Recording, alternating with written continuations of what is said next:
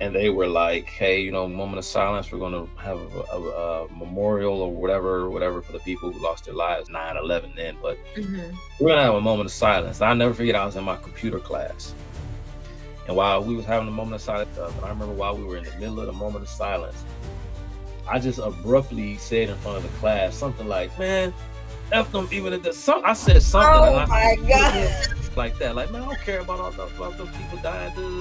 We got all this suffering going on, and black people, and this and that. It was sort of my attitude was similar to, like I said, was Sam Piper's attitude, similar to what Malcolm X's attitude was. Because when 9/11 happened, again, that really got me into a lot of conspiracy thinking, conspiracy-minded thinking, and the conspiracy literature. You would find these books the way Barnes and Noble had it structured and categorized. You would find those books in the New Age section. So as I'm learning about politics, or I'm thinking I'm learning about history and politics through authors who were willing to tell the truth, I started getting exposed to New Age. Man, So here's the thing: when you start getting off into political conspiracies, there is no amount of information that can assuage that appetite. I started to blend the pro-black Afrocentric stuff with the New Age stuff, because you think that you're getting this enlightenment, you think you're getting this knowledge, but you only wind up more broken, more confused. Again, I in a way, I couldn't really accept the God that was in the Bible, but I like I said, I didn't dismiss the idea that there was some spiritual thing, that there was something about this reality. So I'm reading these things, and I'm flying high at this point, Quisha. I think ain't no Christian tell me nothing. I'll take anybody, and I tried. I promise, I loved her so much, but I couldn't do right. And that's the thing, without God, yeah, it hurt, but the emptiness was God. That's what I was missing. And this was the realest thing anybody had ever told me. I'll never forget her to this day, because she told me this. So we were on one of our breakup moments, and she said, what hurts me the most is knowing that when I die, I'm never going to see you again, because you ain't going where I'm going. Wow. Hello, everybody. Welcome to another episode of the Quisha King Show. I'm your host, Quisha King Benton, and today's show is really a treasure for me. You guys know my guest that is coming up, Mr. Chuck Littleton. You have seen him in documentaries. He's famous. He is famous. And he has, graced our stages over here on the Quisha King Show many times. But today we're going to talk to Chuck in a kind of a different way. He's going to be sharing his testimony, what brought him out of blackness, the idolatry, the pro-blackness. I've never, as long as I've worked with Chuck, I have never actually heard his full testimony. So we all get to enjoy and hopefully, prayerfully be blessed by his testimony. I am sure that you will be blessed by his testimony. So without further ado, ladies and gentlemen, it is my honor, privilege, and pleasure to welcome Mr. Chuck Littleton. Hi, friend. What's up? I'm famous, shoot. I didn't know that. Shoot, my bank account don't say I'm famous, shoot, but okay. They say like it's bad to be known, but broke. Well, not that you're broke. We see the valley. We see we know you're not broke. Okay. No, but thank you for coming.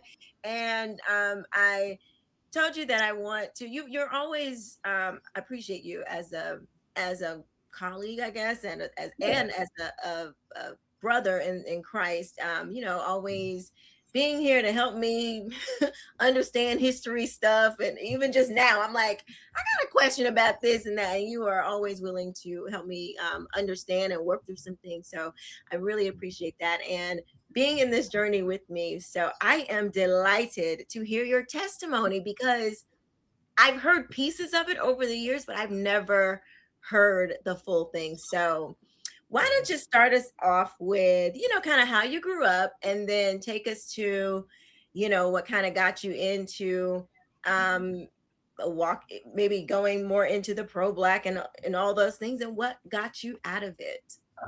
Yeah. So yeah, I was born and raised on the west side of Detroit.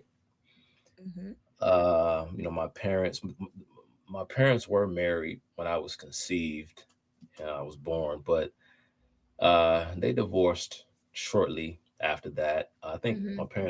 I think I was about 4 or 5 years old when my parents finally divorced. I'm not exactly sure.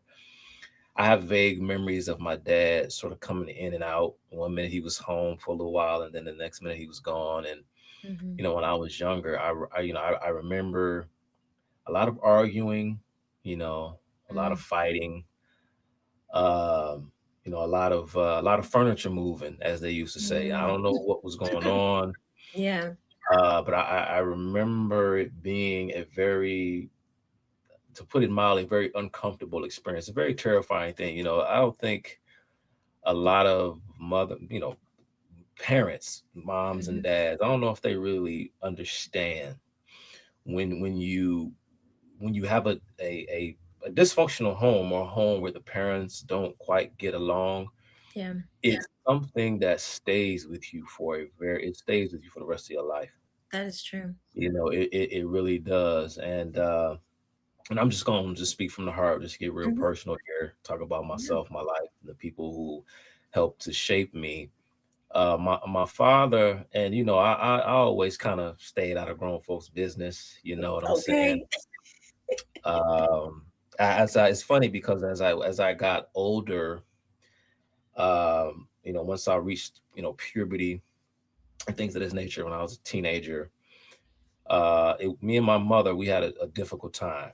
We didn't get along. Although me and my mom, we got along, but that natural thing where uh does a woman really understand what's going on in the young man's life, what's going on in his head, his mind, his heart. And my mother had a very the type of personality that she has. Her and I, once I got to a certain age, we just really didn't. It was tough. Mm-hmm. It was tough. I can go into more detail maybe, but that was tough.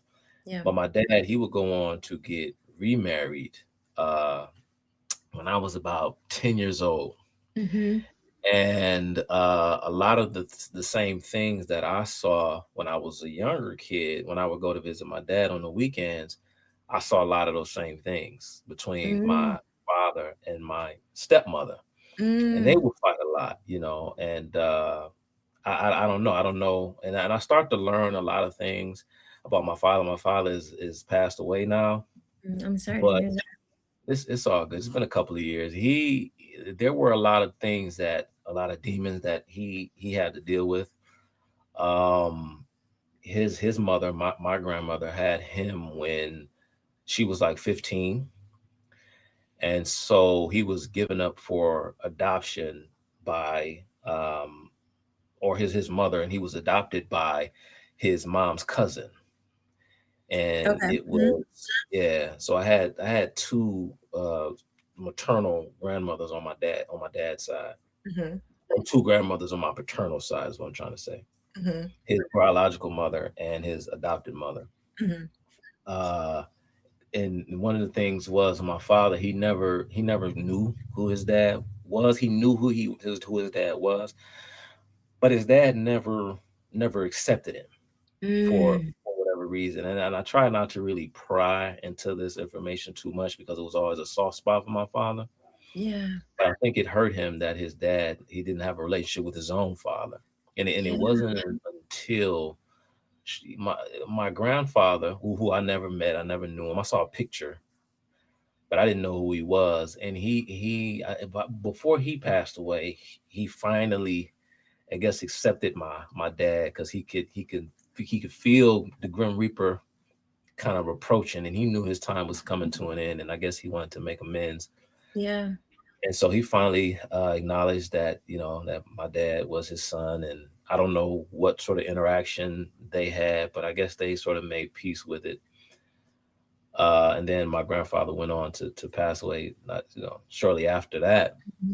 But Wow. when I became older, I started to listen to my dad's side of things as to why the relationship between or the marriage between he and my mother didn't work out. Mm-hmm. And I got to see it from a different point of view. You know, my dad began to open up to me more Yeah. as I was a teenager going into adulthood. And he was like, now is the time, son, where I could tell you some things I never wanted to share with you. But it was always but it was interesting growing up. But I don't remember there ever being two happy adults in my home.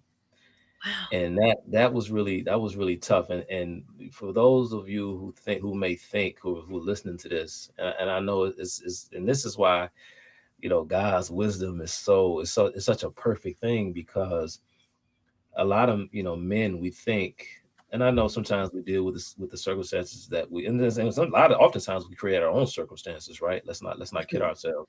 But Right. sometimes we find ourselves in these situations as men. For example, if you're a single father and you are away from your children, and you may see them on weekends, you know, you're always there, you're supportive, you're at all the events, you're up to date on your child support, you're financially supportive and all that stuff, and you're like, man, I'm a wonderful father. Mm-hmm. You know, it's like you're doing the best you can, but but nothing can make up for that, because Mm. you cannot account for time that your child is going to spend unsupervised. Wow. And this kind of goes into my childhood and my background with some of the things that put me on the wrong path when I was Wow. younger, because mom had to work, and I Mhm. grew up very fast, and I saw things and did things at a young age that I shouldn't have been doing, because there was just no one there. No one saw me, you Yeah. know. Wait, And do you so have siblings? I have a brother, but Oh, okay. my Okay. but yeah, I don't consider him a quote unquote half brother. That's just my brother. Okay. But yeah, my dad, when he got remarried to my stepmom, they conceived a child. And Okay. but as you know, I grew up like an only child, because I'm 14 years older than my younger brother, and we grew up Gotcha. in different households. And it's funny because now that, you know, he's a grown man now, and I've never really talked to him. It's I'm saying this right now for the first time to myself. Like I don't know exactly what his childhood experiences, what it was like for him, Mm. you know, because my stepmother stayed with my dad for a very long time. Mm. And it was rough. It was tough even before my brother was born. Like I heard and saw things again that a child should not have to hear and see, Yeah. you know. And when I was away when he was born, and when I was away, like I said, I was 14 when he was born. I was a teenager. I was no longer really obligated to go and spend time with at my dad's house anymore. I had Yeah. more freedom to kind of do what I wanted to do. And so perhaps I wasn't around as much. I probably should have been there to support my little brother a little bit more, given what I knew about what was going on in the house, or what I could only assume because I wasn't there. But I don't know. I don't Mm. know. But I tell you what, my stepmother, even after they split, I mean, she loved my father to the day he died, and my mom did too. Mm. It's an odd thing. And they were both, the first time at my dad's funeral was the first time I ever seen the two of them together in the same Wow. room, and they finally sort of buried the hatchet, because it was a whole mess. It was a whole mess. But that was my family life, you know. Mm. So I was going to ask you, did your brother, do you know if your brother went through sort of like a similar teenage, rough teenage years too? I don't know. I don't Okay. know. You know, he and I have never talked about it. So next time I see him, maybe if we get some alone kind of bro to bro Mm-hmm. time, you know, maybe ask him. Yeah. Because then you know, I really don't even know exactly how he is processed or how he's dealing with or has dealt with my dad's passing, Mm. because I mean, for all intents and purposes, I mean, he had our father there with him in the house, saw him every day, and you know, they were very close. I mean, I was Mm. close to my dad too, you know, but I've never asked him. I've never asked Mm. my brother how he's processing it, and just exactly what home life was like Mm, for him. Because for me, it got to a point where I just didn't want to be around. I just didn't want to be around. You know, yeah. yeah, So about this time, so you're like high school, you're, maybe getting into some things you're not supposed to, and then you graduate, you go to college right after high school? yeah, yeah. Okay. And then so tell us what happens there, because I think that's where things kind of kick in for you, right? Well, yeah, things sort of began. They kicked in a little earlier than that. I Okay. actually, when I was in high school, I would say I don't remember. It's weird, I think God sort of. I'm not trying to sound all mystical and stuff like that, but I don't know how else to describe it. I think, people are who they are. They have Mhm. whatever personality that they're going to have, and I think they have to find a way to make those gifts, however it is that God made them, they have to find a way to serve Mm. God, Mhm. given the tools and the talents that they've been given. Mhm. And so for me early on, shoot, even prior to high school, even I always had this knack or this natural zeal for um I'm gonna cringe saying that sound like a liberal, but justice, things that were what I thought at least was right. I was one of those kids that just didn't accept this whole that's just the way it is. Life is Mm. fair sometimes, and sometimes things happen to people, and sometimes things are going to happen to you that you don't necessarily deserve, but you just Mhm. sort of have to get over it. You know what I mean? Right. But for some strange reason, even before I had the cognitive ability to think in a very highbrow, abstract manner, that didn't rest well with me. I needed more than that, and that feeling just kind of it did nothing but increase over time, and especially as it Mm. pertains to religion or Christianity in particular. Of course, when you're that young, a lot of things you hear aren't going to make sense, Right. and so you want to ask, you want to question, your own little unique brand of what's the word for it in theology? It's like a sub school or subtopic within theology. I think it's called theodicy, right? Which is Oh, the okay. philosophy of suffering. I think I'm pronouncing the word correctly. It's Mm, sort of like the okay. philosophy of suffering, right? Why is there suffering in the world, or how can you explain or justify the existence of suffering Yeah. if an all powerful God is said to exist? How do you Mm. justify this? And so that was my own little juvenile brand of that. But the thing But about it, God is a God of justice. So that is, it's the social justice. It's the qualifier before it that makes it. So that doesn't make you a liberal. That makes you that's a God like, right, characteristic. So right, right. But the thing was, there was no one around, no one to tell me, no one to answer these questions for me, because I didn't grow up around anyone who was particularly religious. I didn't, I didn't regularly attend any church. When I did go to church every now and again, it wasn't an enjoyable experience. I mm, didn't like it, and I'll tell you why as we go forward, because it has a lot to do with my process in terms of how I came over to gotcha. this side of things. But there was no one really around, and so when all you have are questions about God, question about God's existence, and how do you explain this and how do you explain that, and all these things, and if there's no one there to answer, you sort of start, I guess, maybe trying to answer those questions yourself. And when you don't have a guide or someone there, or like a spiritual head or Mhm, leader mhm. to put you on the right path, it can lead you to some pretty dark places. I remember, I don't know, I didn't know it at the time. My auntie, one of my aunties, I don't know how she wound up here, but she's been like a lifelong Jehovah's Witness. Hmm. I don't know how, but she just is. She's like the one sole Jehovah's Witness In your in family. our family. Yeah, and she's not particularly zealous or extreme or anything like that. You know, some of these Jehovah's Witnesses could be pretty extreme. Yeah. But she just like, that's just what I am, and I do me, y'all do y'all. You know, Mhm, didn't celebrate birthdays, holidays, or anything like that. You know, she was always kind of off to the side, mhm, you know, doing her thing. Even when we gathered as a family, we all went to the trip down to Florida for my grandfather when he was still alive for like his 88th birthday.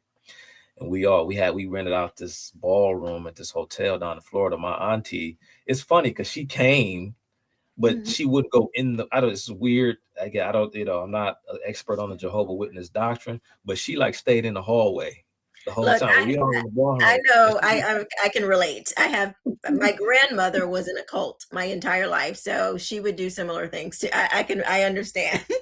yeah, but she just pacing in the hallway, but she never came in. So I don't know exactly how that happened, but I Mhm, remember these two ladies when I was a kid. I remember these two ladies coming to our house, and they used to do Bible study with my mom. But I think looking back on, it, I think they were Jehovah Witnesses. As a matter of fact, right here, Keisha, just so you know, I have a whole stack of books next to me because knowing the books and the things that I read over the years to kind of mhm, supplement the conversation to show you my journey. So I think this right here, the New World Translation of the Holy Scriptures, mhm. I think this is the specific Bible that the Jehovah Witnesses use. Oh, So okay. when people watch this video, maybe they can correct me if I'm wrong on that. But I believe that this is the Bible that the specific translation that they use. Yes, the publishers, yep, publishers, Watchtower Bible and Oh, Tract wow. Society of New York. So these are the publishers, and you can see here, it has my mom's name. To tell you probably can't see it because of the light, but it has my Yeah. mom's name, Rosemary Littleton. So this was her Bible, and for the longest time, I didn't know that that was a Jehovah's Witnesses Bible. I didn't know that, but Mhm. I find that out years and years later. Yeah. But and sometimes I would sit in while they would have these conversations. But I didn't really grow up in any kind of in church context. Gotcha. That wasn't my upbringing. And so fast forward, as I got older, um, I became enmeshed like many other people in Black culture. Mhm, Okay, and here's what I mean in this sense. When you watch the films, the movies, the television, right, and you're being fed a healthy diet of subtle and not so subtle propaganda. And I'm not just simply talking about like anti-Christian propaganda. Ultimately, at the end of the road, it is, mhm. but you're being fed a lot of propaganda that makes excuses for antisocial behavior.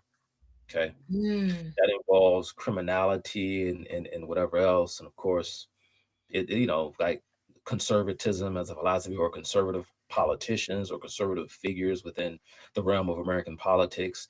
Anytime you watch a quote unquote Black movie or listen to music, Republicans, especially representatives or politicians, were always the butt of every joke, right? Mhm, Always the object of scorn and mockery and ridicule and attack.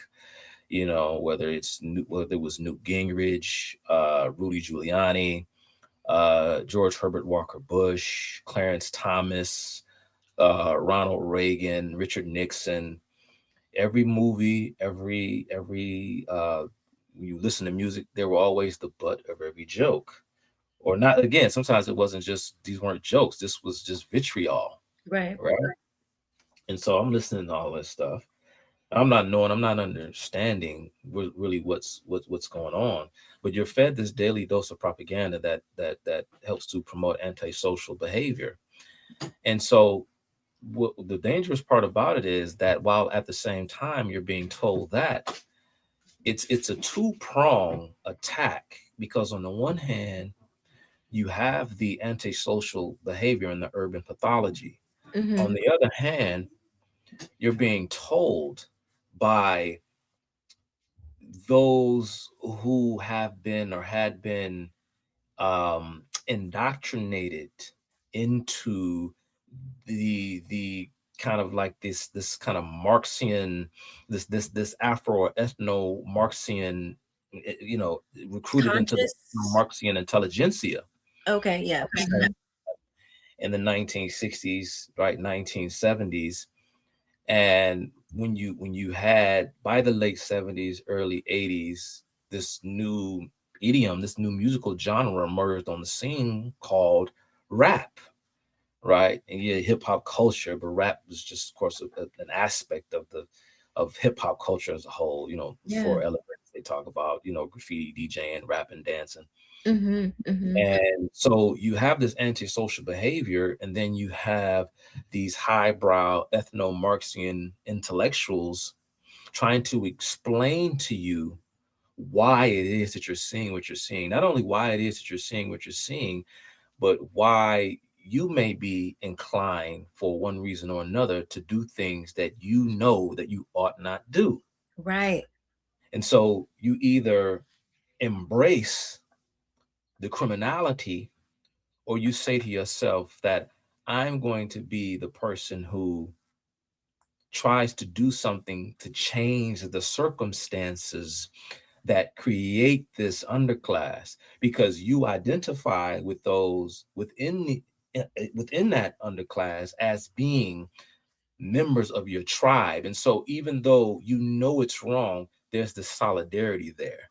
So Wow. you ask yourself, what can I do? What can I do to help fix it? How can I fix this problem? Because the problem is not the culture and the individuals that make up the culture. Mm-hmm. That's not the problem. The problem is, all these other things. Because if Mm-hmm. we have this sense of tribal loyalty, if you say no, they, or by extension, again, we need to get ourselves together, you feel as though you are betraying those within your group, right? Mm. Because there's no way, as a person who identifies with this group, if I'm on their side because I'm one of them, I can't come to the realization that we have a problem. It's an easier thing to do to blame it on something else, Mm-hmm. because come to that realization, it's a very scary thing. And so you see those individuals as one, as being a member of your tribe, Mm. right? And No way. just really quick, and I could see how having a heart for justice, which is a good thing, and then Right. now looking at, because that never leaves you, and That's then you right. start to see, I see where you're going. Yeah, And exactly. I, man, It's that is exploited. so, that's really telling, because the enemy can see those things, Mhm. and and then seeds begin to be planted and then Exactly. watered and all those things. Wow. Right. They exploit it. They exploit it. Yes, exploiting, Because I'm yeah. like, nah, black folks, my friends, a lot of things that I saw going on around me in my environment. If I can come up with an omni solution, if I could externalize the problem or the cause of the problem, then that's an easier pill to swallow, Mm, because the alternative is a lot scarier. So these people are just willingly doing this on them. There's nothing. They have control. They have agency. They don't have to do this, but they're choosing to. That's scary, because now it gives you a deep insight into the dark recesses of human nature, and it's a very scary thing to accept. And yeah. so there was a happenstance meeting. I've told this story on the previous podcast, but I've never said it to you. So a friend of mine, um, actually, he and I were very close. We're best friends to this day. He was the best man at my wedding. His father, who was sort of like a second father to me, um, I don't even, and his father was a street dude. Mhm. Go into detail, but his father was a street dude. At this time, he was older. I don't know how wrapped up his father still was in the streets, but I think he was trying to go legit. But I think he probably had one foot still in the streets. But I Mhm. think he was doing something. He was trying to do some contracting, or he had a lawn care service. He was doing something. I can't remember what it was, but he had a client. And I never forget. I don't remember her name, like her first name or anything like that. I just remember her as Miss Shirley. I think maybe her first name was Cheryl, Mm-hmm. but we called her Miss Shirley. And my best friend, he had a brother, but his brother lived in Chicago. Mm-hmm. And just a couple of years ago, uh, this my best friend's brother, who by extension was sort of like another brother to me, and he would come to Detroit, visit his family here every now and again, because my best friend and his brother had different mothers, same father, Mm-hmm. and he was murdered a couple of years ago in Oh my Chicago. goodness. You know, Mm. shot. He was driving his vehicle or a vehicle.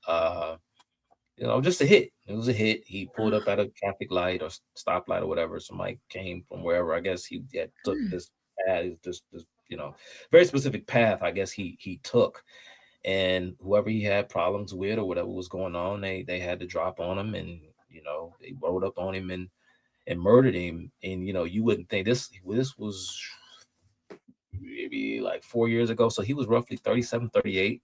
My gosh. Yeah, and I'm just like, dang, man. I thought we hit our late 30s, man. I thought we were in the clear. You know, Right. I don't know what my homie was doing out there in Chicago, what he was into, or who he was doing his thing with, or whatever the case may be. But yeah, he was murdered. But he and I were real close as well, and we sort of had similar opinions and attitudes just about a lot of things. Just young guys, just trying to find our way. And Yeah. so my best friend's dad had told us about a client he had, this lady named Miss Shirley. Mm-hmm. And he's like, I want y'all to come meet Miss Shirley. It's like, okay. So we went over to Miss Shirley's house, and we went in, and it's funny because I don't remember what her face looked like. I had to be about 16, 17 years old. I don't remember her face. I just remember like the impression, and like it's kind of it's weird thing, because again, if I saw her today, I probably walk by her and wouldn't recognize her if she's still alive. But I just remember she kind of had the typical, she looked like this. Whatever Yeah. this is, that's what she looked like, right? The dress, the hair, she may have had like twists of dreadlocks, maybe had Uh-huh. on, maybe not a dashiki, but I can't remember. Like I Like an said, but she was African print or something. right. And the reason why my friend's dad wanted us to go see her, because they knew that, again, we were young kids interested in finding knowledge, and Mm. she was that. And we went to her house, and I just remember she had a huge wall, and there were a bunch of books, just a big bookshelf, a wall, with built-ins, Mm-hmm. books everywhere. She probably had hundreds, if not thousands, of books maybe sitting there. Wow. This is how I remember it. I just remember it Mm-hmm. being this. Let's say it was a modest house in Detroit, so the room couldn't have been that big, but it was full Yeah. of books. Right. And I just remember her talking to us, telling us things about, the glory days, the good old days, the 60s and the 70s and all this stuff. And she talked to us, and she just told us, hey, whatever you want, you guys just go ahead and take it. Now, the idea was that we were to return these books.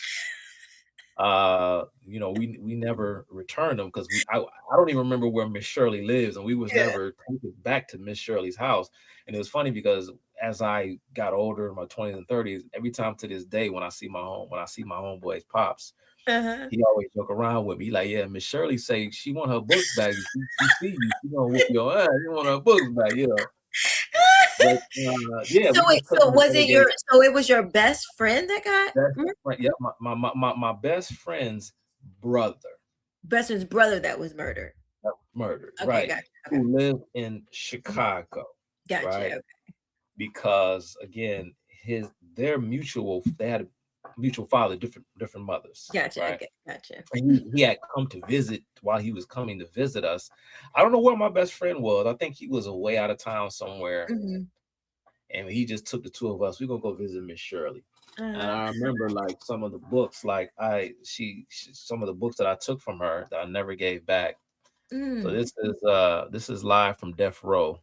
This is written by Mumia Abu Jamal. Mumia Abu Jamal, he was a member of the Black Panther Party's Philadelphia chapter. Mm-hmm. And Abu Jamal was convicted of murdering a cop. Said he has a comment here by another Marxist intellectual, the infamous Alice Walker. She described Mumia as a rare and courageous voice. Wow. And so this was one of the books that I borrowed from Mrs. Shirley. I also borrowed from her. This is a famous book. This guy here, Dr. Chancellor Williams and the Rebirth of African Civilization. So Dr. Chancellor Williams has two books, one called The Destruction of Black Civilization, and this one is called The Rebirth of African Civilization. This is sort of like part two. But Okay. Chancellor Williams is one of those names that you'll hear bandied about by a lot of these, I call them black academics, right? A lot of these pro-black intellectuals. Yeah, And sure. just some of the literature and things that I borrowed from her. This is a book by Dr. Amos Wilson. He's another famous uh, a black academic Mm-hmm. from the back in the 70s, 80s. When all of this, like I said, this highbrow ethno-Marxian intellectualism became in vogue. This was the falsification of African consciousness. The light is kind of Mm-hmm. obstructing the title, but the Tilt, like falsification tilt of it, African. tilt it forward a little bit. Okay, Oh, yeah, there okay. the falsification of African consciousness, Afrocentric, a Eurocentric history, psychiatry, and the politics of white supremacy. Ooh, So these were the things that I was reading when I was a teenager, and so it's interesting when I listen to people tell me that I don't know about the black struggle or that I'm some kind of sellout or some kind of coon or some kind of mess like that. It's always funny to me. This is another one, Chains and Images of Psychological Slavery, written by a clinical psychologist named Naeem Akbar. I have a couple of books written by I think I've Naeem heard. Is he Akbar. kind of popular? Naeem Yeah, Akbar? yep. Okay, I feel like I've heard of Yep. him. Yep. This, of course, the classic work written by Carter G. Woodson. This is my copy of the Education of the Negro. Mm-hmm. The foreword of this particular printed edition, the foreword was written by Dr. John Henry Clark. You can't probably see his name there, but Dr. Mm-hmm. John Henry Clark, one of the most famous black intellectuals who, again, really helped to popularize black nationalism, black power, and all this stuff in the 1960s, 1970s. Keisha, I'm gonna show you. I'm just giving you my journey. I was so Quick into. question. I thought Carter G. Woodson was I thought he was like a Christian. Was he the one that started the Black History Month? Yeah, yeah. He Negro wasn't. history. He was a Marxist. Well, no, he his it's weird because he spoke out against Marxism or warned in his book, as a matter of fact, that the education of the Negro, that blacks were were being recruited by Marxists back in the Mm-hmm. 1910s, 1920s. He talking about the W.E.B. Du Bois types and this and that. And he was warning that these highfalutin Negroes are being taught in the ways of Marxism. And he was Yeah. warning about it. But Carter Woodson was no conservative by any stretch of the imagination. He's sort of like someone else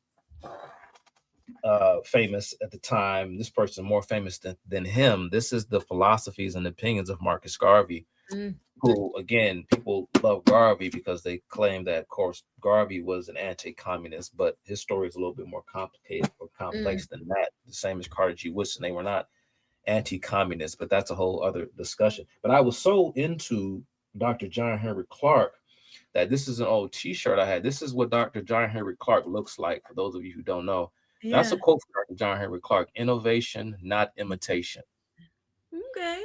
And Dr. John Henry Clark. And again, I used to wear this because I thought Dr. John Henry Clark was cool. I thought he was brave. I thought he was intelligent. I thought that he was telling the black man or telling the black race the pertinent things that they needed to learn for the sake of Mm-hmm. their liberation. All of this black liberation stuff. Dr. John Henry Clark is a major pillar, a major figure Wow. in that whole thing. Uh, he was the one of the voices out there who was teaching and preaching this idea that black people ought to rethink their allegiance, because he talked about how Christianity and how white people did these things in the name of Christianity to Africa, to Africans. He got down on Islam too, almost just as much. But he was very he had very few kind words to say about Christians, about Muslims as Mhm. well. Even when he would even go so far as to sort of champion socialism by suggesting that there is nothing uniquely European about the socialist doctrine. In fact, Africans were socialists first. Africans were socialists before Europeans. And so, therefore, blacks sort of ought to reclaim, I guess, what is rightfully theirs, because the white man isn't telling them anything new when he's running around uh, championing his own his so supposed unique thing, this unique brand of socialism. And Dr. John Henry Clark would go on to say things like, the black man, I mean, those in Africa, the black man, we were socialists long before the white man even came. And so this is a sort of a reason why we ought to embrace this That stuff. is so And it, good. So that is so weird because his quote is innovation, not yeah. imitation. Mhm. But as a socialist, you're not into innovation. Like it's kind of a contradictory thing. Mhm. Yeah. Contradictory in what you believe, but Mhm. not what you're saying. Like it's like, you're not really gonna be innovating much. No, exactly. And Dr. John Herbert Clark he's a quack. But again, if you go any black person, I don't care if it's Dr. John Henry Clark, if Mhm. it's another online personality that has grown in popularity over the years, a guy named Conscious Lee. Uh, there's another guy who just really he is like one of the worst. I forget his name. FD Signifier, Oh one of gosh. the Yeah. worst. I mean, there are countless. I mean, there's so many of these types of individuals, but John Henry You would Clark is, consider him a black academic, yeah, FDC? absolutely, Okay, yeah, okay. absolutely. But anyway, that's just my just kind of give people insight into Mhm. me and my person, who I am, the way I used to think, you Yeah. know. Wow. Um, and so, like you said, fast forward. I get to and I'll share my the story of my tattoos and everything like that at a point. But so I go off to college. I remember, Keisha, even I'll tell you this, even speaking of, like, for example, like Hassan Piker, right, and all the recent controversy surrounding American politics. The Mhm. midterms are approaching, and it seems like the radicals are taking over the Democrat Party. Although the Democrat Party has been radical for a very, very, very long time, a lot of the people Mhm. who are now decrying the takeover of the Democrat Party are the ones who helped facilitate Absolutely. this when they were warned by conservatives and maybe even some moderates that this was Mhm. going on. They denied it. They covered up for it. Bill Maher, in particular, Bill Maher is supposedly one of these outspoken uh, liberal centrists, but Bill Maher, this is the bed that he made, and he now has to lie in it, Yeah. saying that. But anyway, that's a total separate discussion. But that's where I was, and Um, well, to speak, that's what I was going to say about Hassan Piker. Remember, there's a lot of controversy over Hassan Piker saying that the United States deserved 9/11, right? Is that Hassan Piker said something like that? yeah. And when 9/11 happened, I was senior in high. I was a senior in high school. It was the Mhm. beginning of the year, September 11th. So school had just started. We were a couple of weeks Mhm. in, and I just remember the following day or a couple of days after. I remember they had a moment of silence, like throughout the school. Mm. I think the principal or somebody came over to PA, and they were like, "Hey, moment of silence. We're going to have a memorial or whatever for the people who lost their lives on the other whatever the other day. I don't even know if they were calling it 9/11 then, but Mhm. we're gonna have a moment of silence." I'll never forget. I was in my computer class, and while we was having a moment of silence, I was ish starter and crowd. I would just do stuff to just irritate people and to do, Uh-huh. I always had to be rebellious and just stand out and just do silly stuff. And I remember while we were in the middle of the moment of silence, I just abruptly said in front of the class something like, "Man, F them even if the some." I said something and Oh I said, my "What God. again?" I said something that you believe it. I'm saying I'm like 17. Oh, I I said, believe what you. about all horrible people in Africa? I said something about something like that. Like, man, I don't care about about them people dying. We got all this suffering going on and black people and this and that. It was sort of like my attitude was similar to, like I said, what Sam Piker's attitude, similar to what Malcolm X's attitude was when Mm, JFK was assassinated, when he made the infamous chicken coming home to roost comment. I felt like this was chicken coming home to roost because, and again, this was the prevailing uh, attitude of many mhm, of the leading left-wing thinkers, academics, especially at the time, going back to over 25 years ago. This was their position. The idea was, and again, this sentiment kind of crossed over the aisle as well. You had a lot of at least Republican politicians that were asking the question of or asking America to look inward, right? What are we doing that's making people so angry? Why is the world so mad at us? wow. So this was my attitude because again, as a 17-year-old, you don't know anything about the world really. You think you do, but you don't. Right. You don't know, you do not have the requisite wisdom at all. No one has ever sat you down. No one has spoken to you. I was a product of public education, so Mhm. really wasn't learning much. And so And I you didn't, grew up in Detroit. Detroit. That Yeah. area, Chicago, that area was like very political. Like that's Yeah. like Oh, yeah. Yeah. political. The Black Power. Oh, yeah. That's like the stomping grounds. Yeah. So. Yeah. Yeah. And so again, like I didn't, I didn't know, but to me, it made me feel a lot better because I know on the one hand, there's a small slither in my mind somewhere that tells me that right here is where I am the most safe. In that, when I say here, I mean the United States. Mhm, I know I'm free. I know I can do what I want and this and that. And uh, I just knew I understood that in a mhm, way. But at the same time, I had this kind of conspiratorial hamster, this wheel going in my mind because I couldn't deal with the fact, I couldn't accept as fact the reality that there were people in the world who are simply evil for for the sake of evil, evil for its own sake. There had to be a reason and a rationale because I accept the better half, the better nature of people. And I mhm, just assume that everyone is naturally inclined to be good, which again is an anti-Christian message. But I mhm, thought everyone was naturally inclined to be good. And if they aren't being good, then someone who is actually doing bad, who has intent to do bad, who intends mhm, to do bad, is doing something to otherwise well-meaning people so that they can somehow benefit in a way that I couldn't quite understand. But if I wanted to seek justice, my goal was to expose it and to understand what that thing is.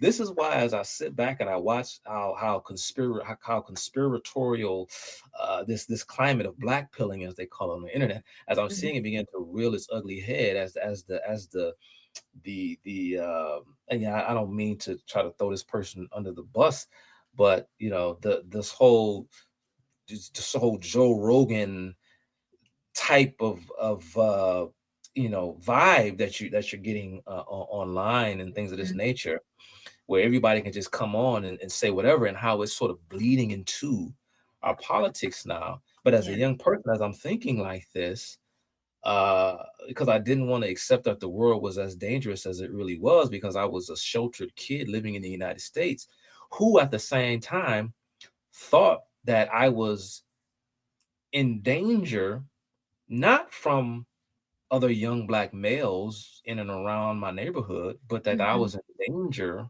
whilst being in the United States because of my skin color. Mm-hmm. That's some weird mind effery going on in your mind that you're just Right. like, whoa, you are so confused. And so when 9/11 happened, I went online and I wanted to start figuring out because I just wanted to figure out what was going on, what had actually happened. And After you then, made your statement at school, you're like, wait a minute, let me go check this out a little bit yeah. more. So it's funny because everybody knew. If you ask people who knew me back in the day in high school, like Charles, what's Chuck like, and you'll hear all kind of stories, Yeah. some good, some bad. People like, man, Chuck was crazy, Chuck was wild. Maybe you'll hear all kinds of things. But remember, word kind of got around the school that Chuck was talking during because nobody had the nerve to do that Yeah. except me. And so I went online and I started playing around, trying to research stuff. And this is when I first found Alex Jones back in 2001. Oh I wow. found I Okay. found Alex Jones online, and yeah, I became a frequent watcher of Infowars, way back then. And like I said, I brought like books like this. There's this book called Ruled by Secrecy, written by an author named Jim Mars. Is the tape is on the book The like tape that? is on the book. Yeah. That's the book art. Oh, okay. Yeah. Wow. It says the hidden history that connects the Trilateral Commission, the Freemasons, and the Great Pyramids. So it's all Oh. here we go. Oh, you was going down the rabbit hole. Oh yeah, here we go.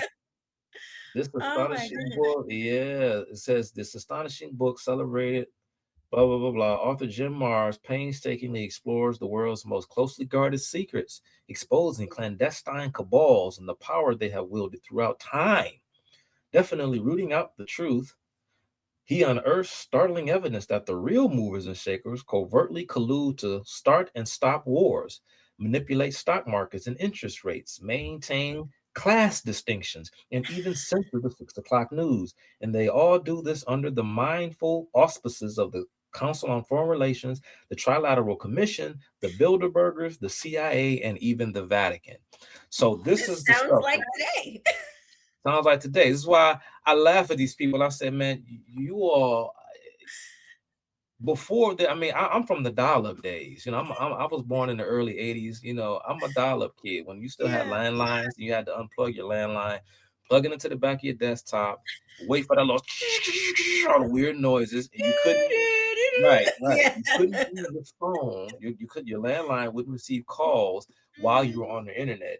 And so I was around doing that kind of stuff back then. So all of this stuff is not new. This is not new to me, what these people are saying. These are not groundbreaking revelations, okay? That is This so is funny. nothing new. And so off I go into college. And so what's weird is, Keisha, as I was sort of into the pro-black stuff, right? Hmm. And then it's weird because I, I I'm trying to remember sort of like when religion really came the focal point, because when 9/11 happened, Hmm. again, that really got me into a lot of conspiratorial, conspiracy thinking, conspiracy Hmm. minded thinking. And it's weird because when I started to do that, the conspiracy stuff, we've all, have heard of the books like Behold a Pale Horse, written by Bill Cooper. This is a very popular book within the conspiracy literature, right? Hmm. And I remember, as just again, this thirst for knowledge was kicking in, because I wanted to understand the world, because I had a zeal for justice and Hmm. finding the truth. And I would go to Barnes and Noble just for fun. I would just Hmm. go, even when I didn't have money to purchase a book. I would just go to the bookstore and sit in the aisles, Hmm. and just I'd be in the aisleway, just Yeah. really trying to memorize what I'm reading when I didn't want to buy anything, which was often because I was a Yeah. broke young kid. And the conspiracy literature, where you would find books like this, like Rule by Secrecy and other such, you would find these books the way Barnes and Noble had it structured and categorized. You would find those books in the New Age section. So as Mm. I'm learning about politics, or I'm thinking I'm learning about history and politics through authors who were willing to tell the truth, I started getting exposed to New Age. Wow. I never knew that. So those things sort of go hand in hand.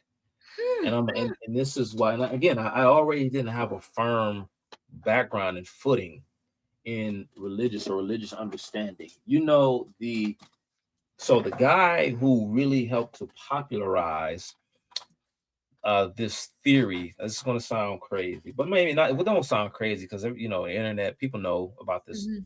There's almost no theory that would surprise anyone nowadays if you're on the internet. But back then, in like the late '90s, when I was in high school, this was something that I hadn't heard before, which was the theory that that the planet Earth is actually a colony in and of itself. It has been colonized by interdimensional entities and extraterrestrial entities, Mhm. and the ruling elites on planet Earth have a unique connection to these interdimensional entities through their Mm. bloodline, which is why blood is so important. Follow me now. You don't laugh now, but this is this No. is this is a popular theory that a lot of people Yes. think, and that considering the fact that blood and DNA has a certain frequency. All right, this is how they would explain it. I mean, they try Uh-huh. to make it sound scientific, but it's really just a bunch of nonsense. This is why the other day when you were talking to someone and they made a comment about ether, and you asked them what the heck is on your live stream, Oh and you're yeah, like, what yeah. is ether? And I wasn't on the show, but I was listening, and I said that's Mhm. that's the fifth element. And so Ah, water, earth, air, fire, those are the four yeah. base elements, and they all correspond in tetragrammaton to the name for God or Yahweh, which in tetragrammaton they pronounce the Yod Vod He, Yeah. which is four, and that's Mhm. the four fathers. So now we're starting to get into some of the occult stuff. So I'm going somewhere, now follow me. And when you bring the four elements together, the four elements expose the hidden fifth, which is ether, which is what supposedly, depending on your level as an initiate, this is what the five-pointed pentagram is supposed to represent: ether, Mm. the four elements coming together to make the five. Okay. So I'm listening. So Wow. I'm already familiar with the stuff that they're talking about, right? Because I've studied it for a long period of time in my life because I Mhm. exposed myself to New Age because I Yeah. wanted to get to the bottom of all this stuff. This is why, and I'm going to eventually get to how it kind of promotes this godlessness. And so these people believe that our elites are connected to these entities that really run our world through their blood because they are they are half human, half this extraterrestrial or interdimensional DNA, so to speak, and they can turn that DNA on and off. That is This wild. this is what Satanism is, and this is what the satanic practice and satanic rituals are all about. They're trying to contact these interdimensional entities. In a Christian sense, that we would refer to them as demons or something like that, perhaps. But Mhm. they think these things are actually real, and that our ruling elites are really these interdimensional hybrid entities that whose true form takes on a more reptilian appearance. Hence why in every culture around the world, there seems to be a constant when it comes to imagery involving dragons, for example, Yes. dragons or Mhm. snakes or some sort of reptilian entity. But anyway, the person who really helped, I guess, popularize this theory more so than anyone else, especially back then, was the British author David Icke. I don't know if you've ever heard of David Icke, seen I him in think I've movies. heard of him through you. Right. David Icke, it's funny, he was kind of mocked and laughed at back then, but now, a lot of people are like, well, David Icke might have really been on to something. And David Icke covered a lot of things, but I'll just show you. You're gonna laugh. It's it. I'm bearing my soul. I'm telling y'all, the person that I went through a journey. I was one of the biggest David Icke I'm talking about. So here's a book. He had these weird, colorful covers. You probably can't Mhm. see it. It's called the David Icke Guide to the Global Conspiracy and How to End It. All right. Wow. Here's a book, another book by David Icke called Children of the Matrix: How an Interdimensional Race Has Controlled the World for Thousands of Years and Still Does. So here I am thinking that there's a secret cabal out there that's controlling the world. Here's another one of David Icke's books. It's called Human Race, Get Off Your Knees. The Lion Sleeps No More. It's a very communistic message in all Mm. of David Icke's works. There's another work by David Icke titled Tales from the Time Loop, the most comprehensive expose of the global conspiracy ever written, and all you need to know to truly be free. So I'm thinking David Icke can teach me how to truly be free, and not Christ, but David Icke. This is the first David Icke book I read. This is the one where he really brought forth his theory Mhm. that we were actually controlled by interdimensional beings that were connected to the ruling elites through blood.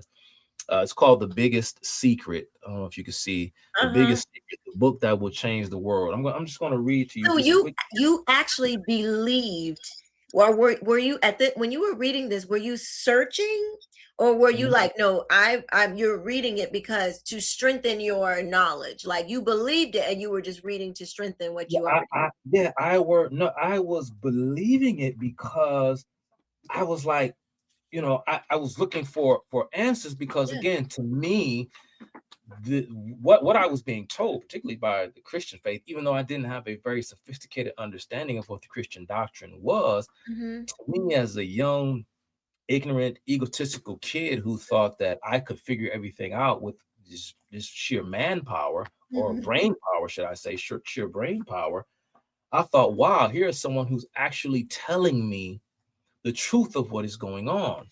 Because everything else that I had always been raised to believe, that doesn't make any sense because I wasn't willing to accept the world for what it was. I wasn't willing to accept the fact that the world was fallen and nothing could save it except Mm. Jesus. Because in my mind at the time, I thought this is what makes us powerless. Very Marxist. But I didn't understand that because I hadn't really learned, didn't really know who Marx was like that at the time. Gotcha. Even when I went off to college, we talked about Marx, but we didn't really study Marx. I think it was Ronald Reagan who famously said that about the he said the difference between conservatives and liberals is that he said that liberals liberals know Marx or something. Liberals know Marx, conservatives understand Marx. It's something like that. But Mm-hmm. conservatives really understand. Once you understand Marx, then you know why Marxism is so bad. But they Yeah. don't really understand it. But here I Gotcha. was thinking that here is someone who's trying to really tell me something that is true because this topics and information like this is what I thought could actually change the world. It says here, David Icke's most powerful and explosive book to date includes the astonishing background to the murder of Princess Diana, the Prince of Diana, Princess of Wales. Every man, woman, and child on the earth is affected by the stunning information that Icke exposes. He reveals in documented sourced detail how the same interconnected bloodlines have controlled the planet for thousands of years. This is a lot of the whole Illuminati talk. How they create, listen now, how they created all the major religions and suppressed the spiritual and esoteric knowledge that will set humanity free from its mental and emotional prisons. It includes a devastating expose of the true origins of Christianity and the other major religions and documents the suppressed science, which will explain why the world is facing a time of incredible change and transformation. So here's the thing. When you start getting off into political conspiracies, Mm-hmm. there is no amount of information that can assuage that appetite. You think that you're being curious. You Mm-hmm. think you're just asking questions because you've been, you don't trust any of the information that you're being given because Mm-hmm. conventional wisdom can no longer suffice. And so when you start to think that there are so many conspiracies, whether it was who assassinated Charlie Kirk, who assassinated JFK, and who brought the towers down, and what's the deal behind big pharma and big banking and all this stuff, when you start to become fixated on that stuff, understand that seeing as how religion, or should I say, well, every religion gives a person a sense of contentment. Not every religion is the right religion, right? As a Christian, we believe there's only one. Right. But when religion gives you that sense of contentment, that it is within the process of this suffering is where you can't reach the greatness until you go through the suffering. There's a process, right? So you think that's a trap. You think that's the trick because the suffering is never going to end. The Right. people who are really not just enjoying the spoils and the riches of this life, but those who have the true gift of immortality, because they can travel through dimensions and read minds and astral plane projections and chakras and all this stuff. You Wow. think they are the ones who have the real knowledge. They're feeding us this Christian garbage because they want to keep the knowledge for themselves so that they can keep us down. Because And, and and they not suffer, and they're not suffering they're themselves. not suffering at all, Mm-hmm. right? Because they're the ones who have the insight to this knowledge. And so religion becomes part of the conspiracy. This is why I always warn people: you cannot fall into that kind of thinking. Mm. It's a bottomless pit that leads to nothingness, because again, you don't realize what you're missing. And so again, I start to get off this here. Yeah. This book is written by an author named Ashariah S. Oh. This is called The Christ Conspiracy. The Christ Conspiracy, the greatest story ever sold. As you can see, there's a crucifix, right? And this is meant to be a sun, and you have the 12 zodiac signs going around it.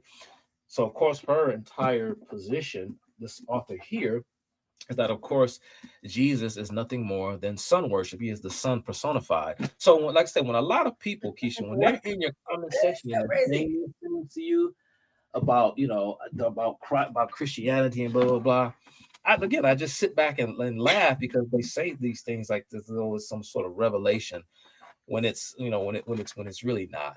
And so Keisha, I go off to college, and I'm so now that's where I left off about 40 some minutes ago. I started to blend the pro-black Afrocentric stuff with the new age stuff, Oof. because what a lot of the black occultists and new agers were preaching and pushing was that all of the stuff that I'm explaining to you, these are African secrets. These are black secrets that at some point the white man took, because Mm-hmm. we come from some Egypt great, and knowledge and the, right, so yeah, yeah. some sort of global uh, black civilization, that Yeah. that the white man is some Johnny come lately who somehow finessed us out of all of this great knowledge. So Right. you start to believe this stuff, and so that's how I was able to blend the Mm-hmm. new age with the pro black. This is the last thing, Keisha. I know you probably got some questions you want to ask, but this is another classic work. I just want to show you guys, like I've been doing this for so long, and I'm gonna get to why I slowly began to change my mind on a lot of stuff. But Mm-hmm. this is another book written by an author named Godfrey Higgins. This is his book Anacalypsis. It's called Anacalypsis. As you can see, it has the pyramid on it. This book it's a 2-volume work. It's a Wow. 2-volume, 1 volume 2, Anacalypsis. And just real quick, here is what Godfrey Higgins says. And this he was not black, he was a white guy. Mm-hmm. Here's the general description of what he writes about in this book. Like I said, I've read this whole thing. You can see my highlighted marks and Mm-hmm. everything.